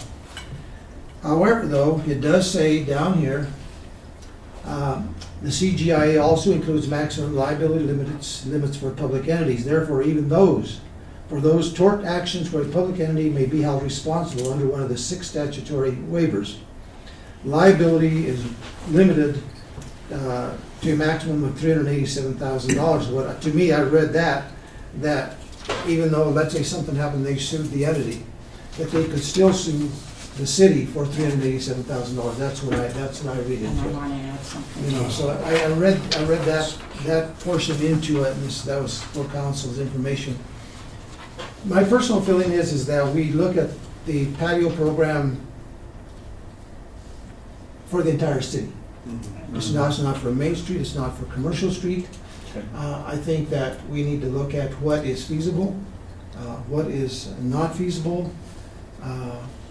And I agree of the comment that was saying that we're trying to service, all the tourists that come into the community. I think that's a good mindset. Nothing wrong with that. I'm on board with trying to servicing our tourists. But we also need to make sure that not only is the entity covered, but we're also covered. One other thing that I found with 2 of these companies, or 2 of these organizations, or 2 of these municipalities, that in October, the patios are taken down, and in April, they're put back up. And the reason for that, these were areas with snow, so that they could have more serviceability with the snow blading. Because I think they found that was maybe an issue. So that's something that they did. And these were patios that I think that the city owned. The city took responsibility in many ways for these patios, for whatever reason. I'm not sure if that's something that we want to get into again. I think that's an issue that we have to talk about. But like I said, I just think that we need to make sure that we, between what our agreement is with anybody who applies, and also an agreement that we can look at these 2 agreements from the city of Pueblo and the one from, I just sent that off to Les today on the one from Louisville. And let's see how close those all marry together. If we're far off, if we're close by, or if we're close. And I think come up with a really good comprehensive plan that would service the entire city of Trinidad. So I think that's the route that we have to take. So I think that this is going to go further as far as discussion goes. I just wanted to add something on you're talking about liability. In the insurance industry, with all the attorney ads out, what's happening now, if there's a limit on how much you can sue a municipality, and I'm getting into shaky ground here, but we've been told that these suits are then going from state court to federal court, and there is no limitation. Mhm. I had a question. Go ahead. If we're finished with. Yeah. But I'll look at this one, I'll let this have some notes. For Les, as I read the GCIA or CGIA, I'm noting that it doesn't cover suits for claims against public entities grounded in federal law such as the ADA, is that correct? It does not. That's absolutely correct. So if there's an ADA violation, then the city's not That's protected correct. regardless of the tort liability. Yes, ma'am. Absolutely So, correct. may I ask a question then? If the patio is ADA compliant, then how would that fit in? Could I respond to that? And here we go. And not my whole presentation. Yeah, but- just Okay, it's a sure. legal opinion on it. And that is, so the patio itself may be ADA compliant, but as you touched on earlier early in your comments, the devil can be in the daily details, and that is the configuration and the migrating chairs and tables and all that. And that's what so frequently happens and gets the city in trouble, is how everything moves, and then someone comes along in a wheelchair and their path is blocked, and that in and of itself becomes an ADA violation. But Okay. A moment. And I'm sorry, I want the mayor to finish. No, I think this is good. I think do this is too, good. but I want to be able to advise my client, if I could please. And I have a number of things to say and not have, with all due respect, a kind of a question and answer give and take. I have a lot to say, but I wanted to answer your question, Councilman Ogletree, and I hope that does. So please finish. I don't. No, I think I was done. I was looking at, see if I had anything else, but I don't at this time. Okay, so I'd like to begin by saying, man, there have been a lot of legal opinions given up here this evening. And if you guys were all my paralegal or my staff, I would be in so much trouble for my staff having given a legal opinion without a law license. I'm not saying you are. You're my last. I know you do not. I know you do not. You got a license. And right, exactly. Ask That's the it. question. Yeah, I know you did. I'm not saying everybody did. I'm just saying a lot of people did. I'm sorry if I painted there with a really broad brush. I didn't mean to do that. Also, Councilwoman Ogletree, I didn't mean to limit how or what you were able to ask. You said, like early on, I'm not sure how I can ask this or what I can, and I didn't mean to limit you. I do just want us to have a more free-ranging conversation that doesn't necessarily apply to you or Right. just the city's policy about it, because it's larger than you. So- Here's what I think we're going to do here. Like I said, it sounds like there is some additional information that we, collectively, just us seven need to have. Yeah. And I think that's what you're asking, that's what I think you're asking, I think that's what you're saying, is at the time that we have this work session, that we collectively, and you bring up the legal issues that you will bring, and then we can make a decision with how we move forward, if we move forward at all. Certainly, but Mayor, I'm just beginning. I'm sorry. I'm just beginning. Well, And so please, may I? Keep it short. Okay. I may not be able to keep it short because this is my legal advice on a very important subject. And so it may take even half an hour, but I'll try not to. First of all, it is wrong, with all due respect to the lackeys, to say that the city can be indemnified or that anyone determines who gets sued. And here's what I envision, okay? I'm glad it's never happened before, but what I envision is someone careening into a patio. All right, and I have a kind of a historic reference, and that is one year, a number of years ago in Raton, the Chamber of Commerce for Raton put on a Christmas light parade kind of event.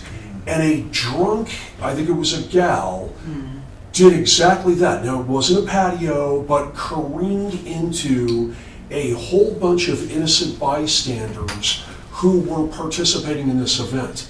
And I don't know what happened to the city of Raton, but I do know that the Chamber of Commerce got their pantsuit off down there because of their having their fingerprints all over this event. Can I add just a little bit to it? Okay, can I please just do... Well, this is a history on that. Okay. It was one young gal, who made a turn and hit a gentleman that was walking across in the parade. And she was also texting. Yeah. Okay. She wasn't drunk or anything like that. Okay. It was a blind corner. Okay.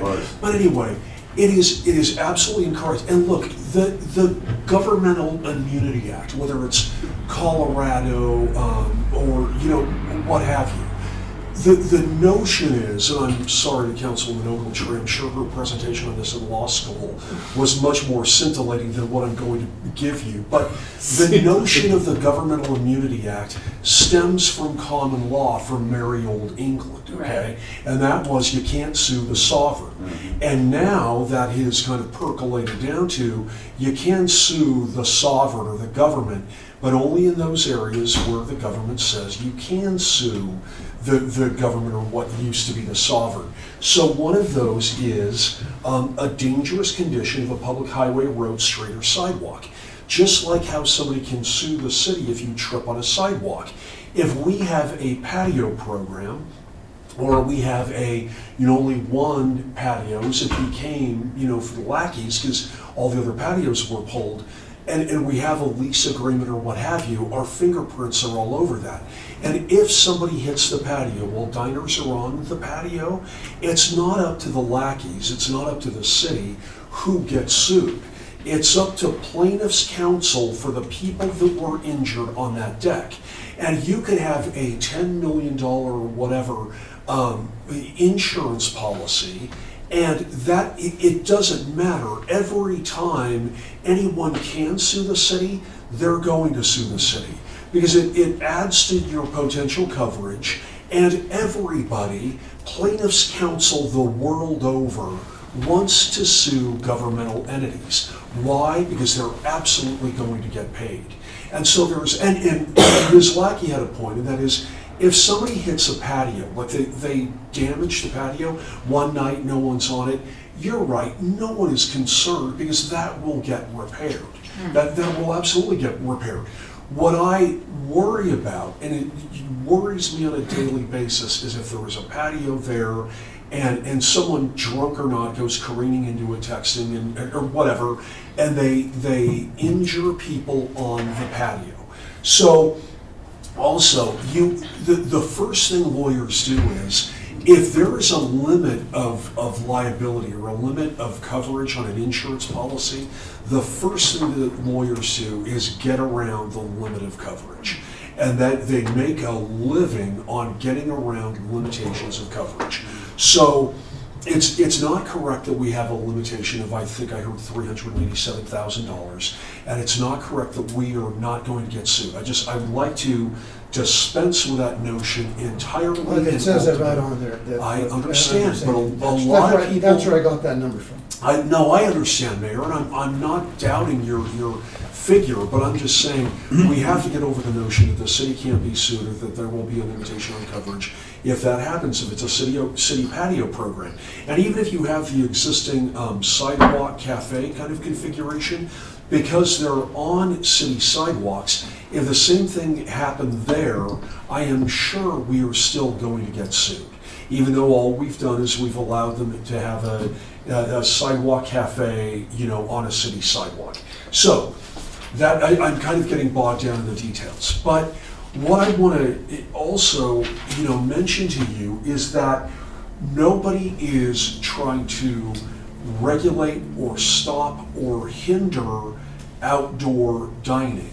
And what we have to do is, is municipal officials, if there is a patio, we have to limit, like what happened with the lackeys, and I can't elaborate too much on this, was it became a source of liability for the city for reasons completely unrelated to what I've just told you my concerns are. And the rest of that is history. And by the way, I want to tell you, please read your emails today. I've sent you a bunch. And I'm sorry for that, confidential emails, including one of the letters you wanted me to attain, Mayor, to get, and I did. Okay. And so you'll want to look at that.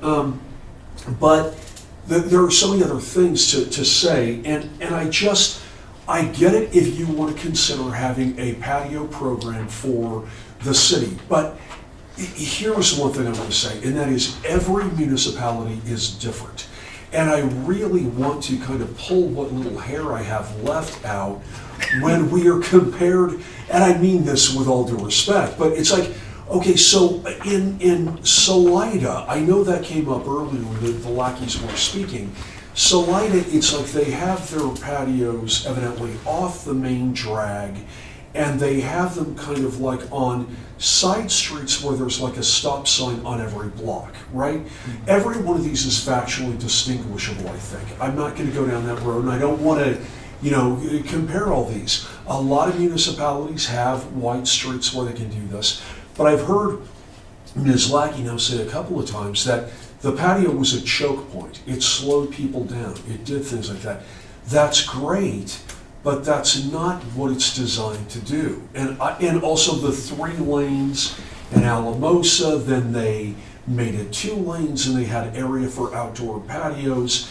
Our configuration is different. I know you know that, but we have remarkably narrow streets with remarkably limited space, and that is a challenge and a problem. But I guess I want to conclude, and there were so many other things I was going to say, that, one thing I'm going to say is that the Alamosa city attorney, when people quote other lawyers, I'm not saying that I know or what have you, but when he said they don't have insurance, well, or something to that effect, I guarantee you they have CIRSA. And every municipality does. They may not have a special policy for this, nor would we. We have general liability insurance through CIRSA. So, and I don't want to get in a squabbling, fest with the Alamosa assistant city attorney. One of you suggested a while ago that you do exactly that you have measurable dimensions and space, and that the building code be modified to say what the specifications need to be for any sort of outdoor dining, including curbside patios. And my last point, and that is, I want everybody to do everything. I get it that it was, it has affected your business, and I understand it. Nobody ever would want to do that. I can't really elaborate on the history or what happened, or why, but it's a challenge, and it's not as easy as people think it is. And if you decide as a body, the policymaker, to do the patios, it would because there are so few spaces in such limited room. It would. I just want to say it would be against my legal advice. It's a source of liability, hard to control. Not only a concern for people running into them, but also the issues that we had before. And it's a challenge on Commercial Street. I think that's right. But if you had a person from Commercial Street here, they would say, well, it's really good on Commercial and it's really bad on Main. Right? You have those demographics. And anyway, that's all I have. Thank you for listening. I just wanted to add one thing. Like I said, you mentioned something about narrow streets. I did talk to Louisville, and they did say that their streets were narrow. Mm-hmm. They don't have the widest streets, evidently. So check with Salida. Salida is the same way, and the patio that we got the idea from is the main patio that goes right through town that goes down to the river, and it's not as wide as Main Street is, but they've managed to do it. So that's just something else. If you're going to do the checking, check with Salida also. And the only other thing that I want to say, and then I'll shut up. I should have been a lawyer.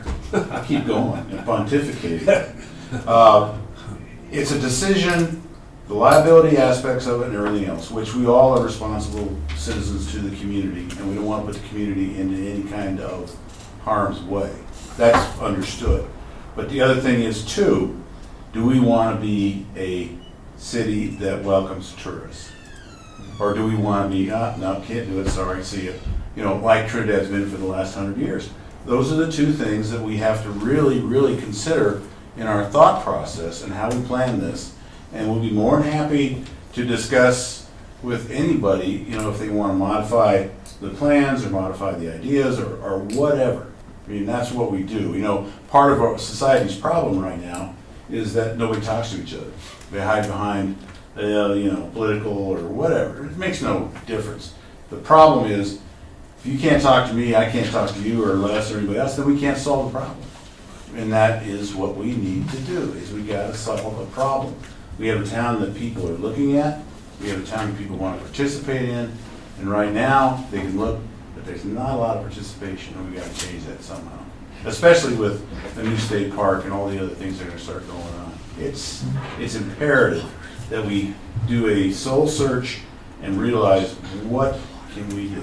How can we make this better? Well, and for the best interest of everybody. That's exactly, You know, exactly. so- We're not doing this just for us. So- We want it to be a citywide And that's why, project. I mentioned, it's gotta be for the entire city of Oh, yeah. Trinidad. Of course. So I have a question for Councilman Ogletree. What is your concern about safety, other than somebody potentially running into it? It will depend on whatever the design of it is. Mm-hmm. There are ADA compliance issues that have to be taken into account. But We know that very well. There are also safety issues, people veering in and maybe the need for bollards. But I think what I want to make sure the city has in place before anybody does anything is that we have thought all that through and we've made appropriate requirements of the applicant so that we can at least show that we've done everything we can to make it as safe as possible. So that's where I'm not sure we've done that yet. I'm not sure we've had those conversations or gotten enough research behind us to know things like how close should we... You are correct. You are correct. But we became victims of a former city attorney or city manager who just said, build it and put them out there. I have no comment about that. And so, we did everything we were supposed to do. We had concrete blocks and something that Mr. Downs has referred to, the letter that was sent to us. Just allow me to elaborate here. We had concrete blocks on either end, and it would have taken a hell of a truck to get past that 4x3 concrete block. I understand, Saskia. I understand. I know Okay, what but the circumstances of that situation was. All I'm saying is that I'd really like us to get some professional input from other jurisdictions that have done this, that have considered things like how far should they be allowed from an intersection? How fast should the speeds on the road be? Should they be done only on one-way streets? It was in your packet last week. All of that stuff is... From the National City Transportation Board. It was a packet of, and it's a guideline answering those specific questions. So that's what, we need to review that and consider whether any and all of it is what we want to apply here. Mm-hmm. And that's what I don't know if we've done yet. And you're right, and like I said, I think we're gonna have another session on this to come up with some reasonable answers for everybody, and so that we can move forward. And I want to go back, I know Karen, you're... I think that's the end of it. I think we've had enough. That's it. Thank you. Okay, now we gotta talk about your salary. I'm not, Okay. no way. Thanks. Not in my lifetime. Sorry. Okay, on to marijuana cultivation fees and other fees. Mr. Valentine. Thank you, Mayor. I'm sure Mr. Downs will have a lot to add to this discussion. We tabled the last resolution, and we were asked for data, and we have put together a spreadsheet that shows the cultivation fees that were from 2017 through 2022 to the present. Those numbers are here. We broke it down in, we being Cheryl, did all the work. I'm just talking here. Into what it would cost, if we charge $25 per pound, if we went to 20, if we went to 50, all the way through to $5. There is the spreadsheet showing historical data. That's all we can go by, because we don't know, based on market, if the cultivators have cut back on their grows. We don't know any of that information. I don't know how far council wants to look at this, but those numbers are there. There was a request to look at a retail sales tax, but I believe, and we'd have to look at that, but we went to the vote of the people to approve marijuana with the thought that we were going to charge this sales tax. I don't think council can make that decision to lower that sales tax without a vote of the people. So that's why I wanted to see the language on it, and I think Yeah. you're absolutely correct. Yeah. So the fee per pound is laid out there, and I don't have anything to add. Mr. DeBona? Well, it's been $25 since 2017, nothing's changed. Right. And what this depicts is, if it were 25, this is what we received. So that first column shows the amounts received, and you could see in 2017 to 2018 to 2019, it continues to grow. 2020 was a pretty good year. 2021 down a bit, and then 2022, I don't know if Cheryl's on, but if that is projected through the entire year, that's 723, 623, or is that? I think it says January through That's, May. those are Yeah. those are totals, I think, from all the years. It looks like 737,000. I think that's totals for the entire time that we collected. Sure. Mike, this is Cheryl. The 2022 total is January through May. Okay. Okay. So 723,000 has been collected through May. Okay.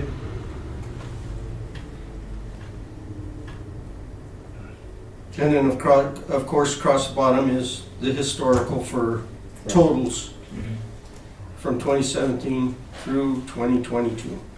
I guess the question that came up is the reduction of the fee from the $25, and that's why I asked them to do a graduated reduction if we want to consider it,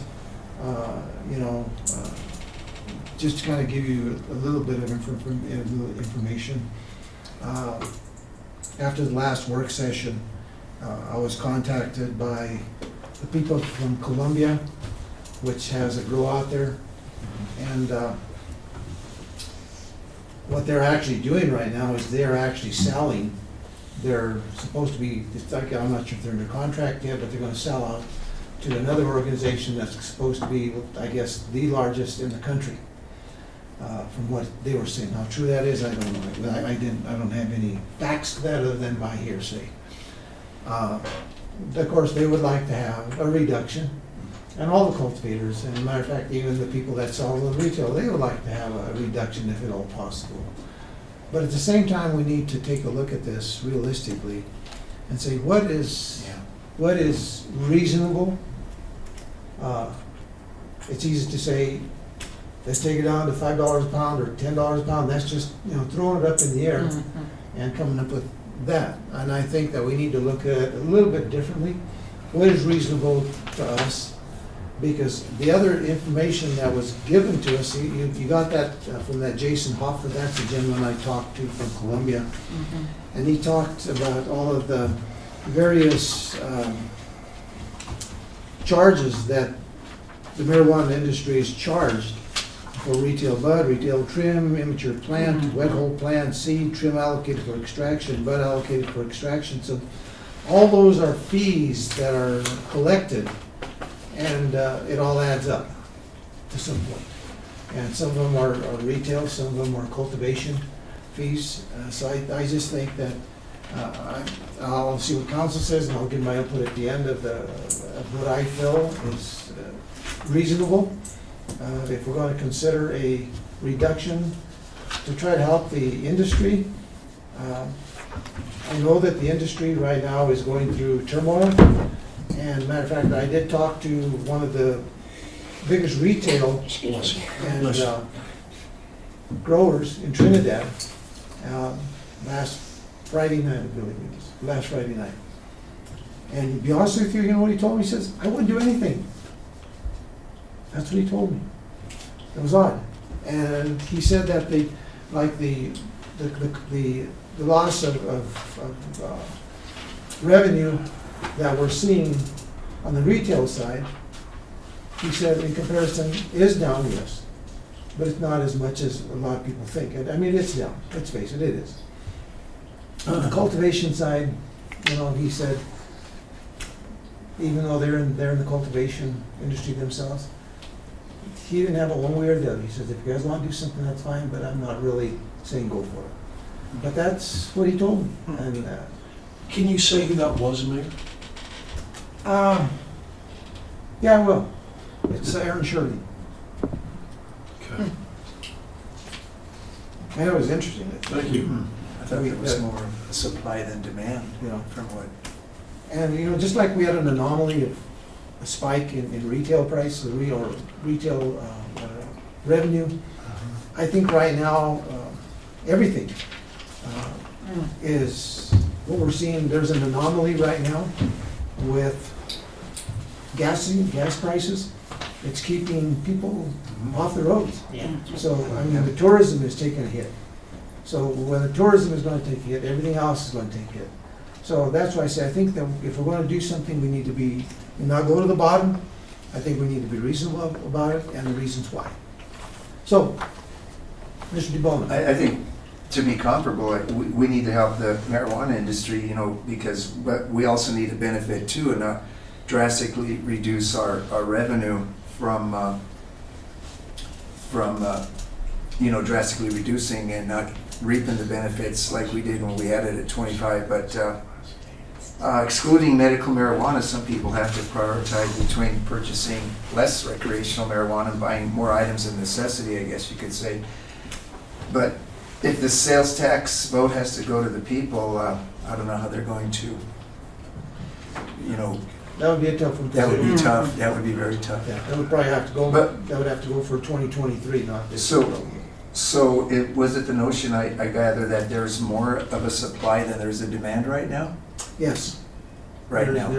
That's one of the things that's happened here in Colorado. You know, from what we've heard is overproduction of the problem, of the industry, and that's why, whatever reason it's So we need to come to some consensus on the reduction per pound. But I'm glad we tabled it because we couldn't have made an emergency decision a couple weeks ago anyway. So maybe we need to talk more about it. And just one thing I just want to mention before I forget, and this is kind of outside of this, but one of the things that came up was contamination. Yeah. And I mentioned that I would get a hold of the people from BNSF, which I did. I gave that to Mr. Valentine, and he was supposed to send it off to all the growers in that area and let them contact this gentleman that was on that contact list and let them try to deal with it. So anyway, that's that. So let's go ahead and talk some more about the ACP. Yeah, I guess we need to come to a consensus that's going to help the marijuana industry and help the city as well. So we got to compromise somewhere. Good. How did you come out, because I wasn't on council when that cultivation fee, I believe it was in 2017, because I was in the audience. So how did you get to $25 a pound? To be honest with you, I don't even remember how we came to that conclusion. I'm not sure if that was just a recommended, and I think that I think that's a state that you can't go above that, if I remember right. I think that's a limit that they have. You can go below, but I don't think you can go above that, because that's gouging, I guess. Did we ever find out what other municipalities charge? No, we did not, and I thought that that's what this gentleman was going to say, but I didn't get from him. Well, my perspective on this, I really don't know a lot about the marijuana industry, but I will, marijuana Trinidad's been on the back of the marijuana industry since 2017, since we first started. And they've done a lot of wonderful things with that the revenue that they generated. It's made big improvements to this community, and if the industry says they're hurting now, I think we need to listen to them, because they're a business, and if they falter, Trinidad's gonna falter as well. And there were, I don't remember, one of the people that were here at the last meeting said something about they have to pay the cultivation fee if you transfer, right? Even Yeah. inner city. Yeah. Inner city. So, Or outside. They, so go ahead, I'm sorry. No, explain that to me, because. Well, and I don't understand it as well as many of my colleagues on staff, but if they, once they harvest and they have it, if they send it out, they pay the fee. And I'm looking, if I could please, Mr. Schultz probably, thank you, sir. That's your invitation. I'm not gonna represent everybody else in the community. This is my own opinion, my own, this is an industry question, but this is my knowledge. Thank you. So regardless if I transfer it to Main Street Cannabis, to Live Well, to a store in Fort Collins, I pay $25. Even to my own storefront, I have to pay $25. So that drives the price that you charge. Well, you're double taxing it. Right. You tax it when you harvest it, and then you tax it when you sell it, plus another 5%. And then you throw the state's 15% on, you're getting triple taxed. What other industry out there gets triple taxed? Please name one. Yeah, no. Anybody? No, it's a rhetorical question. Yeah. Just treat us fairly. That's all we ask.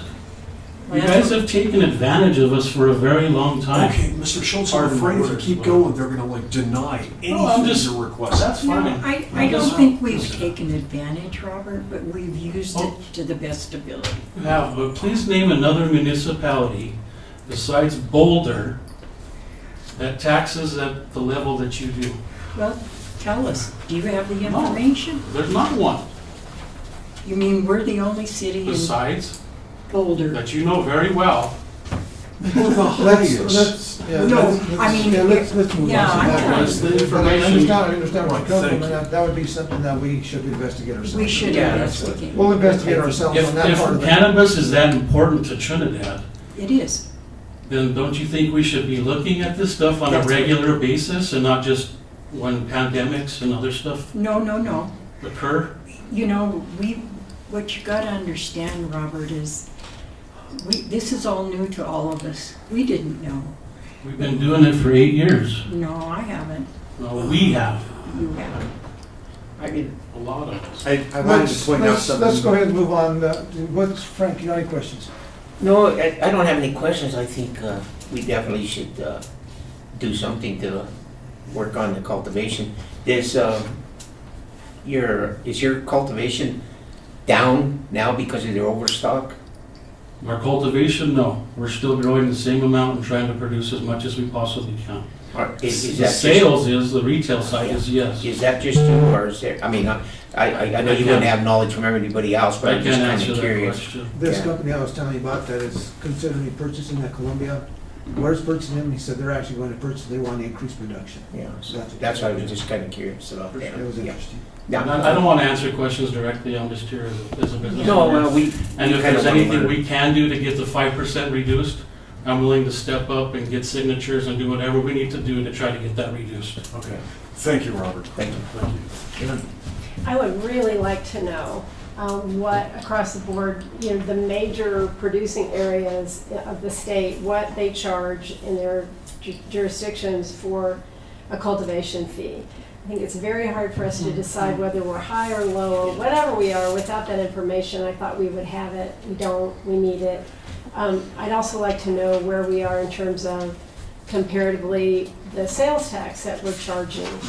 Because I agree with Mr. Schultz that marijuana has been a huge benefit to the city and that we ought to have some sort of logical, reasonable plan to assist that industry to get through whatever the change is going to be happening.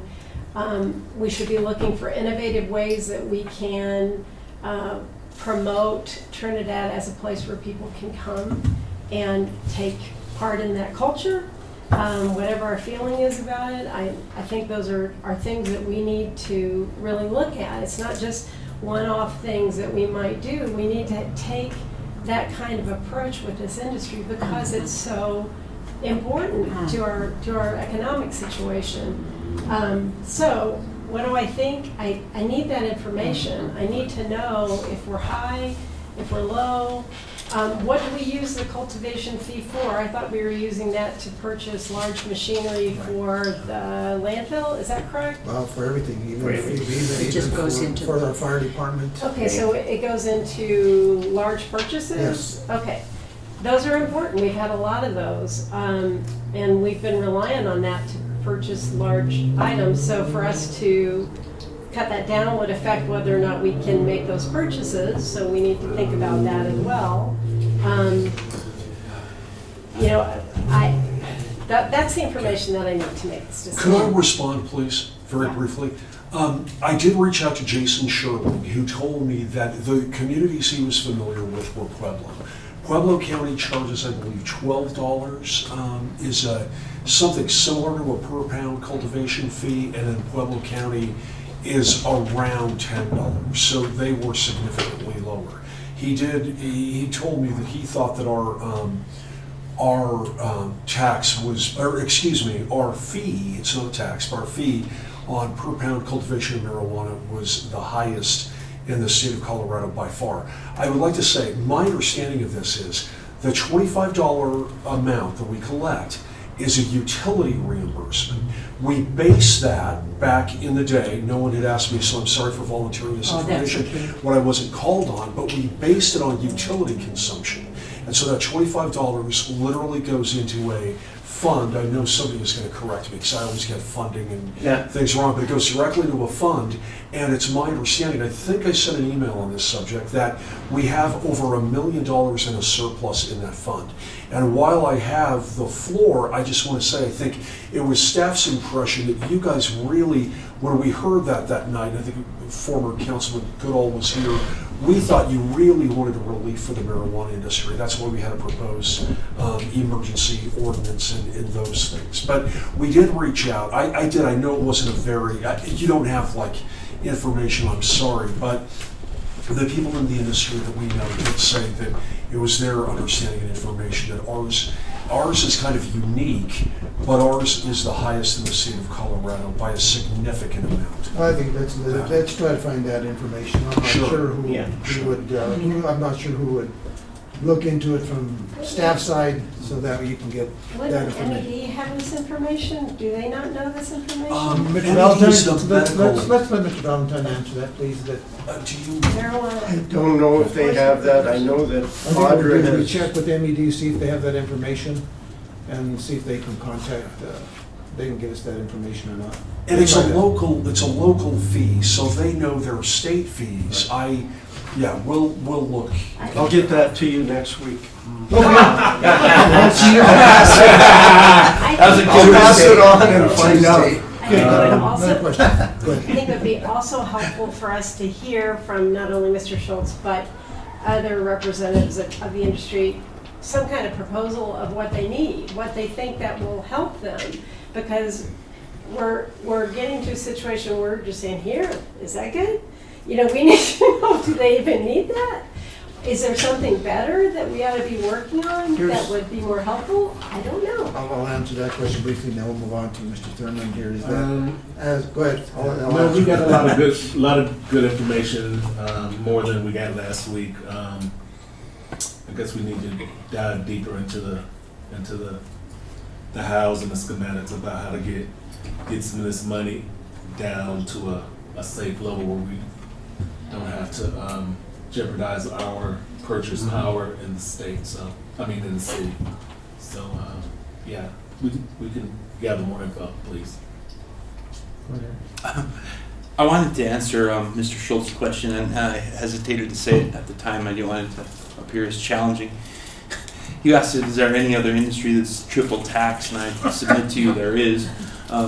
It's the energy industry. You have severance taxes you have refinery taxes, and you have sales taxes at the pump. Companies such as Exxon that are vertically integrated, they pay all of those taxes within the same organization, so they experience the same thing you do. I think it's unfortunate because ultimately those taxes are supported by us. So we go to our jobs, and then our employers pay us $100, and we send 75 of it to the government and think we're ahead at the end of the day. It's the truth of the matter to live in America right now. That being said, I agree with what everyone's saying. We really do need to help where we can. I really agree with what Councilwoman Ogletree said. I would like to know where we line up with other communities and how our price compares currently. I did have some questions, and I don't know who's able to answer them. Cheryl may have this information, and I'm sorry, Cheryl, to be blindsiding you with this. If marijuana funds being collected are going down, but as this gas and groceries particularly are really increasing in cost. So are we seeing a corresponding increase in tax dollars that would offset revenue loss for marijuana? I mean, are they comparable at all? Is that information you have at your fingertips, Cheryl? Can you hear me? Yes. Give me 1 second. I'm opening a spreadsheet. Thank you. If you don't mind, I'll maybe ask the next questions I had, because I have several. Am I misreading that? I moved from the chart, but if through the 6th month of the year we've done 28,000, are we on schedule to do 56,000 pounds this year? I mean, as an industry, is that a fair? I would say more, because you're going to have a big outdoor harvest coming up. Okay. Then the last, I think it's the last question I had. If we were to lower those taxes, would that make it more palatable to growers to use pounds that they're otherwise disposing of somehow? Like, would it be able to activate those pounds to, you know what I'm asking? Not us personally, but I could probably say yes for some much larger growers that are storing it with nitrogen and stockpiling it for better days. Right. Okay, so hypothetically, I'm just throwing numbers out there. Let's say, we have a taxable, let's say we have 100,000 pounds grown, and we were going to collect on 100,000, but because we lower our taxes, the fee, maybe we'll collect a smaller fee. Instead of on 100, we'll do an increase of 20%, so 120,000 pounds. Thereby, it wouldn't be an actual linear loss as the chart shows. It would be correct. Well, that's correct. I mean, especially with trim, people are stockpiling trim right now. Yeah. So to say what Councilman DeBono said, you need to find a win-win. That's a win-win, and if we especially amalgamate that together with a increase of retail taxes, because prices have gone up, therefore taxes have gone up. So we might. The tax on the gas hasn't gone up, because that's always a constant. Well, yeah. But at the grocery store and everywhere else, that's definitely going to increase for sure. That's super valid. I was waiting for someone. I was a test. 44.5 cents, right, per gallon. Any other questions? No, if Cheryl has that, I think it'd be super interesting. Again, sorry for putting you on the spot. Cheryl, do you have the information for Mr. Williamson? I do. The only increases that we're seeing in sales tax at this time are electronic or Amazon orders, the mail orders. We've seen an increase in that, as well as the grocery stores. Yeah. Other than that, everybody else is kind of faring the same. The major decrease, of course, is going to be in the marijuana sales. So it doesn't come anywhere near to buoying the loss of revenue from marijuana? It does not. Okay. I still think the rest of it is valid. If we lower the cost, we might actually gain pounds used, and we're offering an olive branch to an industry that has really done a lot of good for our community. One of the things I was going to say is, like I said, I talked to this Jason and unfortunately, what happened to them last year because like I said, I brought that up earlier about the contamination, is that all of their growth that they had last year got contaminated, so they've got it stored evidently. So I was looking at the poundage like you were talking about. 2021 was 39,000. 2020 was 45,000.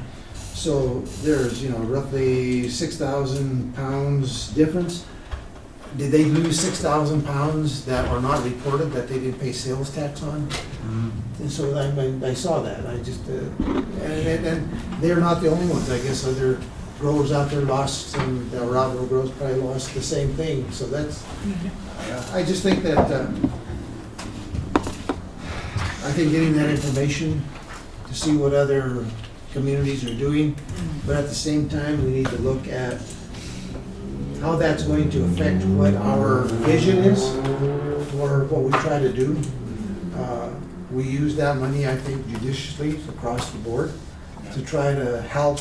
What it does, I know it taps into the marijuana industry a little more heavily, but at the same time, the residents of the area get the benefit of upgrading all of our fleets. So these are things that, I think that's why I say I think we need to be reasonable. There's probably a good idea maybe to have some reduction. We need to take a look to see what that, if we reduce it, and that's why I asked to get the various reductions from 25 down to 20, 15, all the way down to the 5 pounds. This way we have some idea as to where we want to go once we get that information that Ms. Ogletree is asking for, and come to a happy medium there somewhere. Yep. Mayor, Melinda Keller from Trinidad Gardens has had her hand up. Okay. Melinda? Hi there. Hi. Thanks, Audra. I just had a couple comments as you were discussing, and I did send some stats over to Audra, and I'm sure as an industry would be more than happy to put together everything that we do know if we need to do that. One of the thoughts I had as a suggestion would, instead of a dollar amount, do a percentage like the state does and a lot of the other municipalities do. So $25 per pound, when the value of a pound is down to $400, is a big difference compared to a percentage. And that way it will actually go with the market, whichever way it's going. And that would just align with what other municipalities and with what the state is doing. And it's a little bit easier to budget, especially when bottoms drop out like this. So you're not killing an entire industry because the bottom is dropping out of the market. And I appreciate your time today. Thank you. Karen, Yeah, I was going to say, when we're getting this data, what we might want to do too is find out what communities don't charge that cultivation fee if, like Mr. Schultz is growing for himself.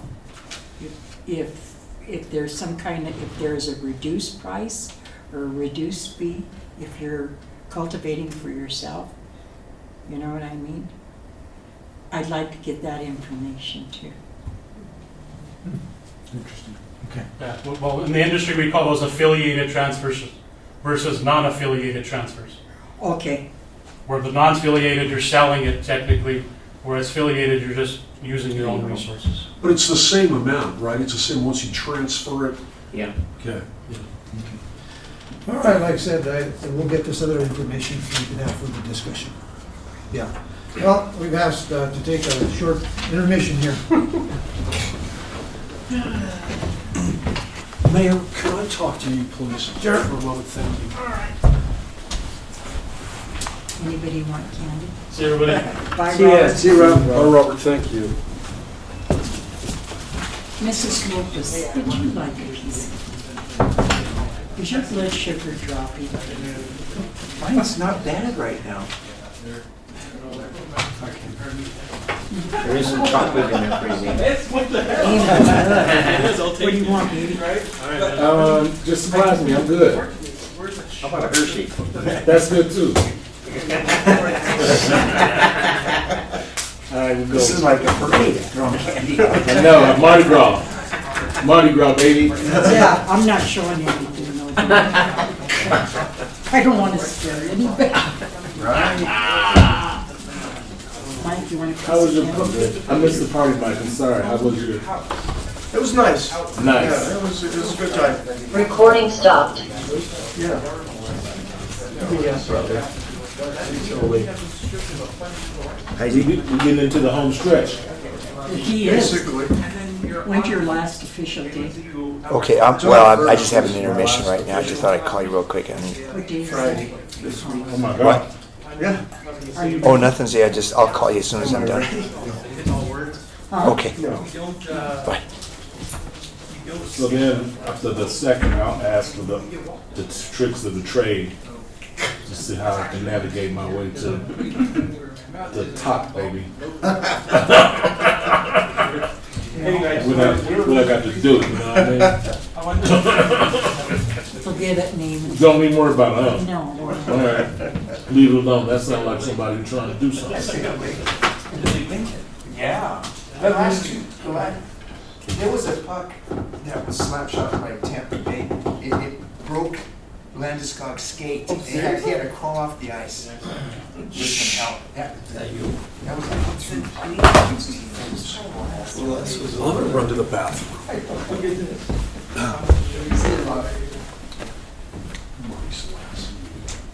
This is. You gotta come back. Hey, Ken, we got some bottled water up in here somewhere? You can't. You gotta bring your. I'm so sorry. Yeah, no, it's all good. I was nowhere near my stuff. I was running late.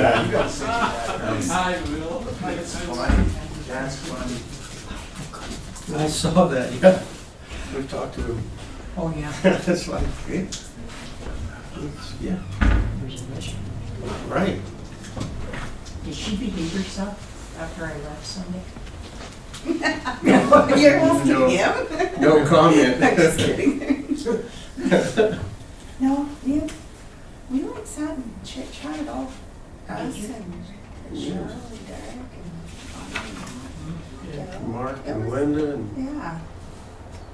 It was fun. then the owner came and bought us around. It's like we were ready to go, and we got another round. It's like, oh, okay.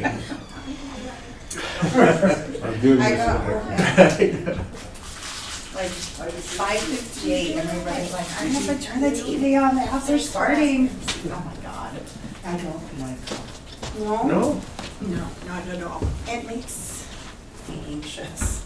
Like, oh my God. Throwing people hitting and crazy. Right. Like, oh my God. Just Carrying sticks and slashing at each other.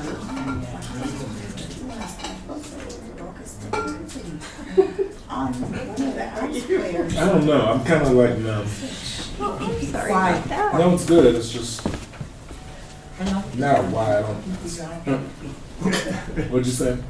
We should all be down here. Dang. I like Les's position right there. But you have to do this if you sit here. You got Hit him with the George Costanza. No, the Kramer. Kramer. Kramer. It's like he comes in like Kramer. He comes in hot. Jerry. Somebody's What were you saying? I couldn't hear you over there. You were gesturing towards me. I was saying I love you, man. Okay. Yeah, that's right. You didn't do this. That's a good one. I was gonna do this. You I was didn't gonna do this. I didn't want to get yelled at. You were wagging the finger. You would. Right, no, I didn't mean to. Okay. Well, that's all good, man. Sometimes I need a little whack. Yeah, right.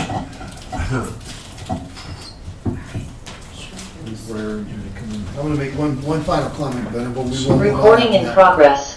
on that cultivation fee issue, but just one minor comment.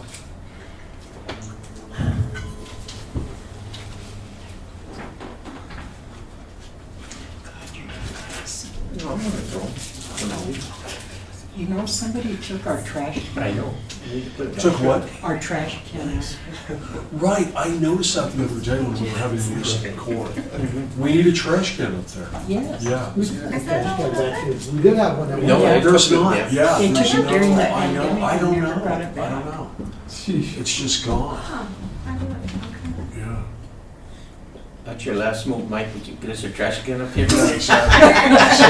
Yeah. He's gonna say, and I'll get it next week. It's his last executive decision. It's not within the budget. Unless we have to. Okay, let's all put in a buck and I'll go to Dollar Tree. Get a new one. Yes, each one.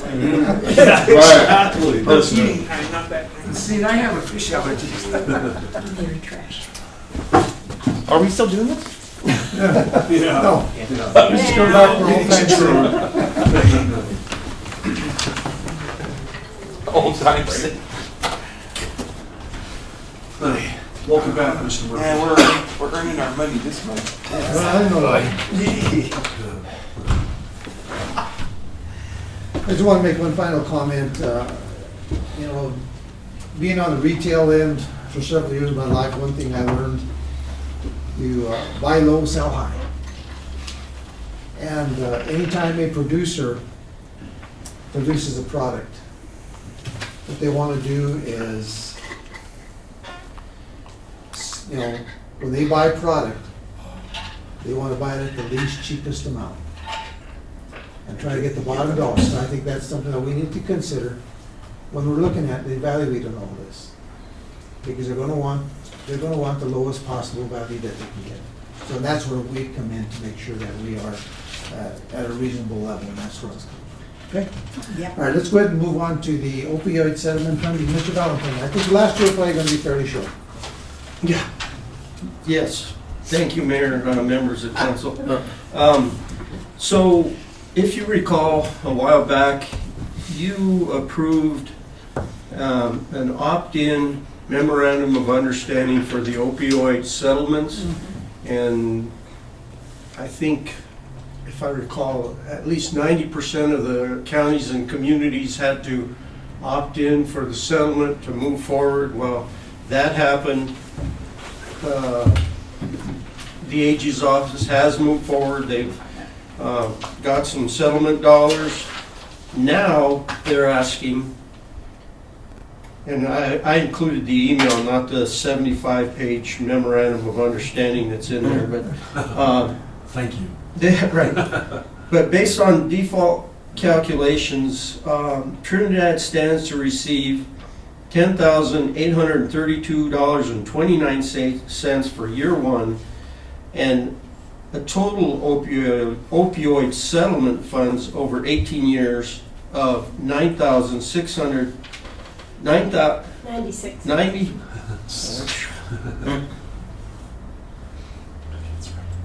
Boy, that is not right. $96,324.13. I'm gonna have to look at that. I was told $9,632 a year. I apologize. My point was, what could we do with all the reporting required with $9,000 a year? What they're asking is, do you want to opt in to receive the funds yourself, manage the funds, create programs, and then do all the requirements for reporting, or would you want to send them to the region and let all the counties and communities within your region, I think it's seven counties in our region, and then all the municipalities. So we have to give them an answer by July 31st on whether or not we want to give our money to the region, to let the region come up with where they can consolidate everybody's funds and do something regionally. Some of the concerns is, okay, if it all goes up to Pueblo, how does that benefit the city of Trinidad, the county of Los Animas? So there's going to have to be a decision made on I gotta now get more information for you. I was looking at it, if that 10,823, if that's on the average, let's say, comes over an 18-year period, almost $195,000. Well, I don't think we can have confidence in either number now. You're right. Well, I'm pretty sure the first number is correct, and then it was gonna reduce down to 9,000, because if it is, I'll do the math on 9,632,4 times 18. Divided by. No, 18 years. 18 years. But we get a total of 96,000 Oh. over 18 years, so Was if it- you divide it by 18. Wasn't our region supposed to get 3 million out of that? Oh, I get you, yeah. Right. So I got 5,300. Councilman, Wasn't I'm our sorry. region supposed to get 3 million? Wasn't that the opium settlement for the whole region? Yeah, I mean, it seems like, I think for the county, the city, and all the smaller cities, the region itself is Pueblo. Okay. So, honestly, I've got to get you more information, but I think Councilwoman Ogletree is correct. It's like $5,000 a year. Is that worth And that's exactly what you're staff talking about. time and And who would do it? well, that's it. Yeah, You know, we promised popcorn, shrimp, and got popcorn. Isn't there an opioid settlement abatement commission that is for each area? I believe Felix Lopez is on it. Right. that is correct. And they would be the ones who are deciding how that money is spent for the communities. The idea was, I think we're in District 14 or something like that, and Right. most of the services would be provided in Pueblo because they have the infrastructure already to do it. But my interactions with those people in that committee is that our concern was going to be that Trinidad residents, if they have to go to Pueblo, they have transportation to get them there, or they have someone who's coming down from Pueblo to provide the services locally. It's not like we have to reinvent the wheel and come up with opioid treatment. I think that was the way that the concern was being expressed, that yes, it makes sense to put the money centrally in Pueblo because they can do it, but it needs to get to us. Yeah, we gotta figure out how we're gonna get some of that benefit. So- Some of these other cities asked for a modified payment settlement, like Gunnison, and why can't we ask for a modified payment? Maybe we'll get more money. I think the amounts are set now. Right. Are they? Yeah, Yeah. so someone from that commission needs to tell us. Felix should be able to have that answer. What's also, He does, and I had a bit of a conversation with him, and I think we'll get him on an agenda. He's working with other counties and trying to figure out how to bring the municipalities in. Memorandums of understanding on how the money is managed, how it's dispersed, per capita. Do we have more opioid cases? We have a lot. And, how are we going to serve the community in Los Animas with this settlement? So that, that the first year round, or the first year, that $9,000, how many people will that be able to service? Right.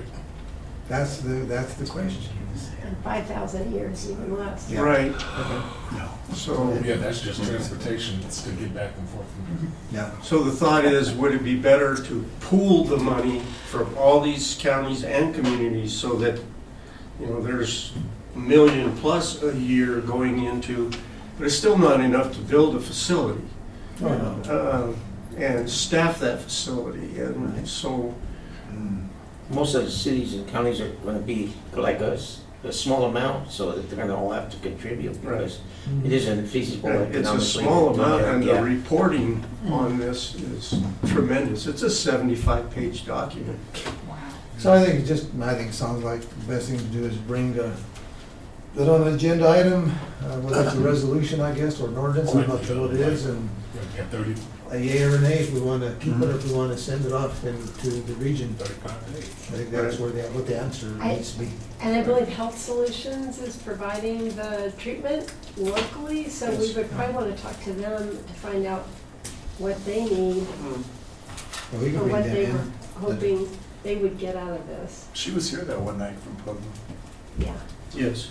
When we have that, might ask her to participate so we can ask her some questions and kind of help us determine the direction we want to go. Okay. The trick is getting all the councils and boards, commissioners to all agree. Yeah. There you go. That's the trick. Easy peasy. Yeah. You won't be here to Okay, help us. on to the item 6, electric rate study. Thank you, Mayor. I just wanted to put this out there for the next meetings. We did start the electric and gas rate study at the same time. For some reason, the gas rate study moved through. We have some information on the electric rate study. We are to meet with the consultant, same consultant, and MPP on Wednesday. I won't be here. I just wanted to let you know that that's in process, and for our electric utility, we have to make some adjustments. It is holding its own. The new AMI meters, although not fully implemented, installed because of chips made in Taiwan, supply chain. We are seeing the electric hold its own, but we're not able to put any money back for infrastructure improvements as required. So that will be coming forward. I just wanted to let council know. Okay. Okay, on to item 7. Any other agenda items that council wants to consider for future work sessions? If you vote on anything. No, I just wanted to mention, I received a phone call from Marilyn Luther, and she stated that Senator Hickenlooper will be here tomorrow for Space to Create. Just wanted to get the word out. I would like to, I've been looking through the ordinances and I haven't found anything. I'd like to see if it would be feasible to enact an ordinance that requires auto repair facilities within the city, auto repair, well, it would be auto repair, but anything that has junk and tires or anything unsightly like that, that's especially within, in the core of Trinidad, there's a couple of them. I'd like to see if we could do something, if we could get, require them to hide that, to put slats in their chain link fences or something. It's bad. I mean, we're talking about exit 14. That's one of the worst places there is. Les, would that be a problem with the current ones, or would that have to be for Is there new one ones? in force? Well, I will tell you, I don't know that there was one currently in effect, but we had a business years ago, or I could probably even mention this, but it was the kind of alleyway right next to Coin Dancer, the antique store. Yeah. And Steve Bolton had a lot of stuff in there. Yeah. And they built a fence along there, and I think there were some other properties. But I think we could, I don't know how we word it, like, you have to cover it, like, at what point? Can't Right? be Like, if you have visible. 8 tires and a muffler, or whatever, right? I mean, but I think we could probably work something out. I'd like, And even maybe get voluntary compliance first, although we could consider doing an ordinance. But I think we might. I think we do need to. I think, I would like input from other council members too, if they think it's something worthwhile that we work on. Okay. Yeah, well, What did they do with the J&M's tire cleanup and stuff? Because they made him clean all that area up over there. The tires are still there. Well, I mean the tires, but he had to clean up all the back and take away all the trash. But he did put the tires in a chain link area. Okay.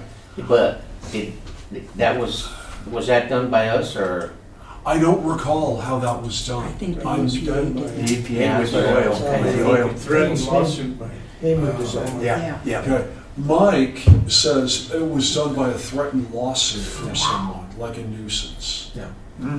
Lawsuit. Well, wouldn't that be Sidewalk considered? accessibility. Wouldn't that be considered a nuisance? All that stuff. Oh, I get it. He was saying sidewalk accessibility. Sounds like it may have But been an ADA. isn't there an ordinance for nuisance? Oh, there is. I mean, it's a common law, cause of action. It's a civil cause of action. But there is also a city ordinance. That's correct in the code. Wouldn't that be applicable to those? Well, I'd have to look at it. Nuisance is usually like loud music, loud cars. I don't know that we have a nuisance for like a commercial, piling of junk. I mean, it certainly would fit, but I don't know that we have a nuisance ordinance on that. But I think it's enforceable. It's not appropriate to do, but I think we may be able to get voluntary compliance if we bring it to their attention and let them know that it's on council's radar. Yeah, I agree with you. I think any kind of commercial operation that's industrial, that's around residential areas, ought to have fencing that you can't see through. I mean, it seems like that should be just part of our ordinance, our zoning laws. One thing that's come up recently, Rosalie Marquez wrote, and she asked again about whether or not the city had investigated alternatives to pesticides for mosquito spraying, and she's going to come and ask that the city doesn't start spraying until July 29th so that it can investigate any other options that we might have. And since we said that we would investigate, but we didn't, we probably would be a good idea to say, to look into it and see if there's any that we can do that are cost effective and are better for our environment. So I think that would be a good thing. I did respond to her. Yeah. And I told her that what we're doing is with the donuts and that type of stuff for standing water, but we Right. never did investigate the alternative, Right. So maybe we can have a work environmentally safe. That was the only thing we did not do. So I think we can have a work session maybe and find out what the options are. The other thing I was talking with another council member about that I think it may be time for us to consider is, not that this will affect you, but a raise for the mayor position in this town because it's become such an enormous job. And I think that it's a lot to ask of a person, especially if that person has another career, to drop everything to do the work of the city. And We were waiting for your last term. Sorry, that really is you. Thanks very little. But I'm just thinking, I think it might be, it's become such a focal part of how the city runs, and you've done a great job with it, and you've made it a much more active position, and I think it's something we should consider looking at. Well, here's the thing, and I agree with you if we have that person that will do it, because you can at the same time find somebody that's not gonna do it. Right. And they're gonna get paid, so I don't know if maybe you should say, well, if you're gonna get elected for, and that's the problem with being elected for only 2 years. Right. You put them on a probation for the first year and see if they're gonna do anything. And then they get a raise. Yeah, so I really believe that there's a double-edged sword here as to, but yeah, I'll be honest with you, when people ask me, oh, the money that you make, and I said, if I make 50 cents an hour, I'm lucky. Right. Yeah. And my wife tells me, says, you spend more on having to go to all these parties and all of these events and stuff. Break that even. You don't even break it. So anyway, it's an issue. That's it. Yeah. I agree with Les about the ordinance as far as what Karen was talking about, as far as fencing and unsightly businesses in the industrial sector. Should definitely let the ordinance, let them figure out that they need to do what they need to do to fix up the problem. You know, this is anecdotal purely. I've been looking a lot of Airbnb houses, particularly in Trinidad for a particular reason. But I've noticed on a couple of them, the reviews, people are, and I can find them if you want, but people are very happy with their stays. But two things has caught my eye twice, and if it's said twice, it's got to be more out there. Two people independently said of the coming to an Airbnb in Trinidad, a little rough looking coming into, but a great stay. It very much reflects what you're saying. I think with some effort here, we could do a lot of improvement out there. I think it's incumbent on us that we do it. I really agree with what Councilwoman Ogletree said about the mayor's position, but with a caveat of like, does the mayor have the heart for it? I mean, current mayor, you put a lot of effort in. It would be a terrible thing to raise it and then have someone that just showed up at a meeting and banged the hammer. One of the last things I wanted to say,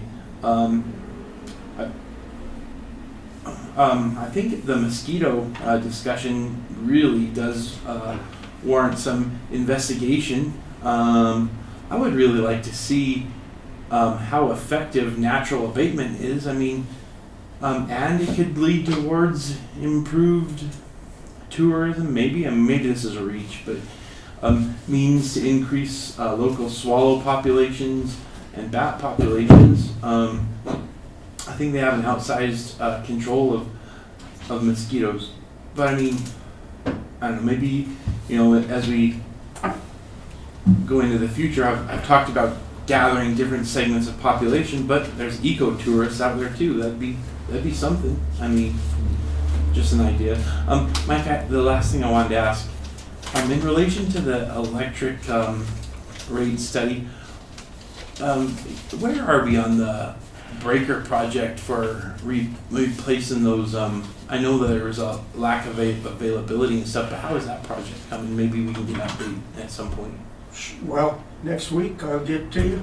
No, that's a standard answer. So the breaker project is ongoing. Council approved the purchase of the breakers. Mitsubishi, they're set to be here in September, first week of September. We went out to bid for a contractor to install the breakers and test them and get them all set to where they need to come in. We're negotiating with both fitters because they picked and chose some of the things and we're not going to dispose of the breakers. We are, and we're trying to get apples to apples on the contractor we choose. Is a recommendation of our consulting engineer for one of them, and that should be coming forward to you at your next regular meeting. There will be some times when they do this that we'll have power outages. They'll have to shut down to install and sync them in, and that would be second to third week in September, because it's all timing. When we get the breakers, contractor gets on board, gets everything going.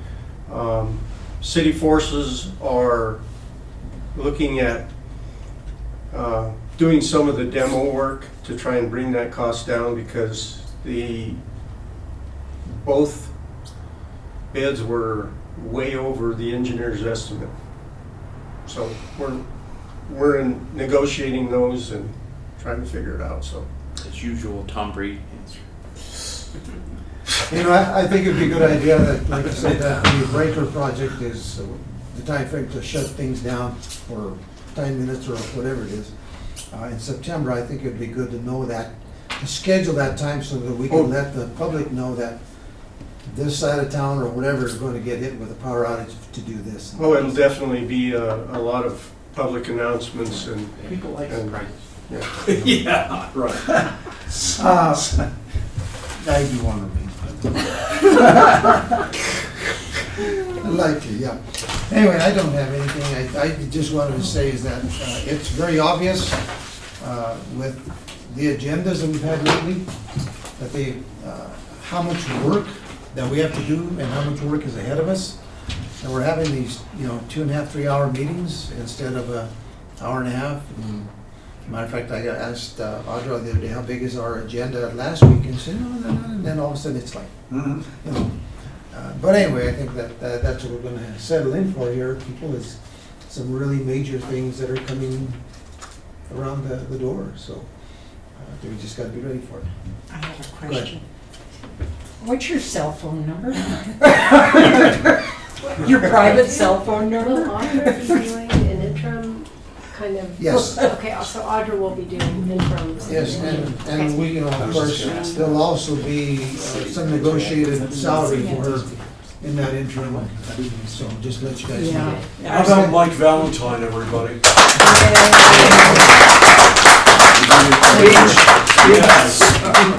We'll see you next week, Mike. Yeah. Good night, everyone. Only if you're in Mexico.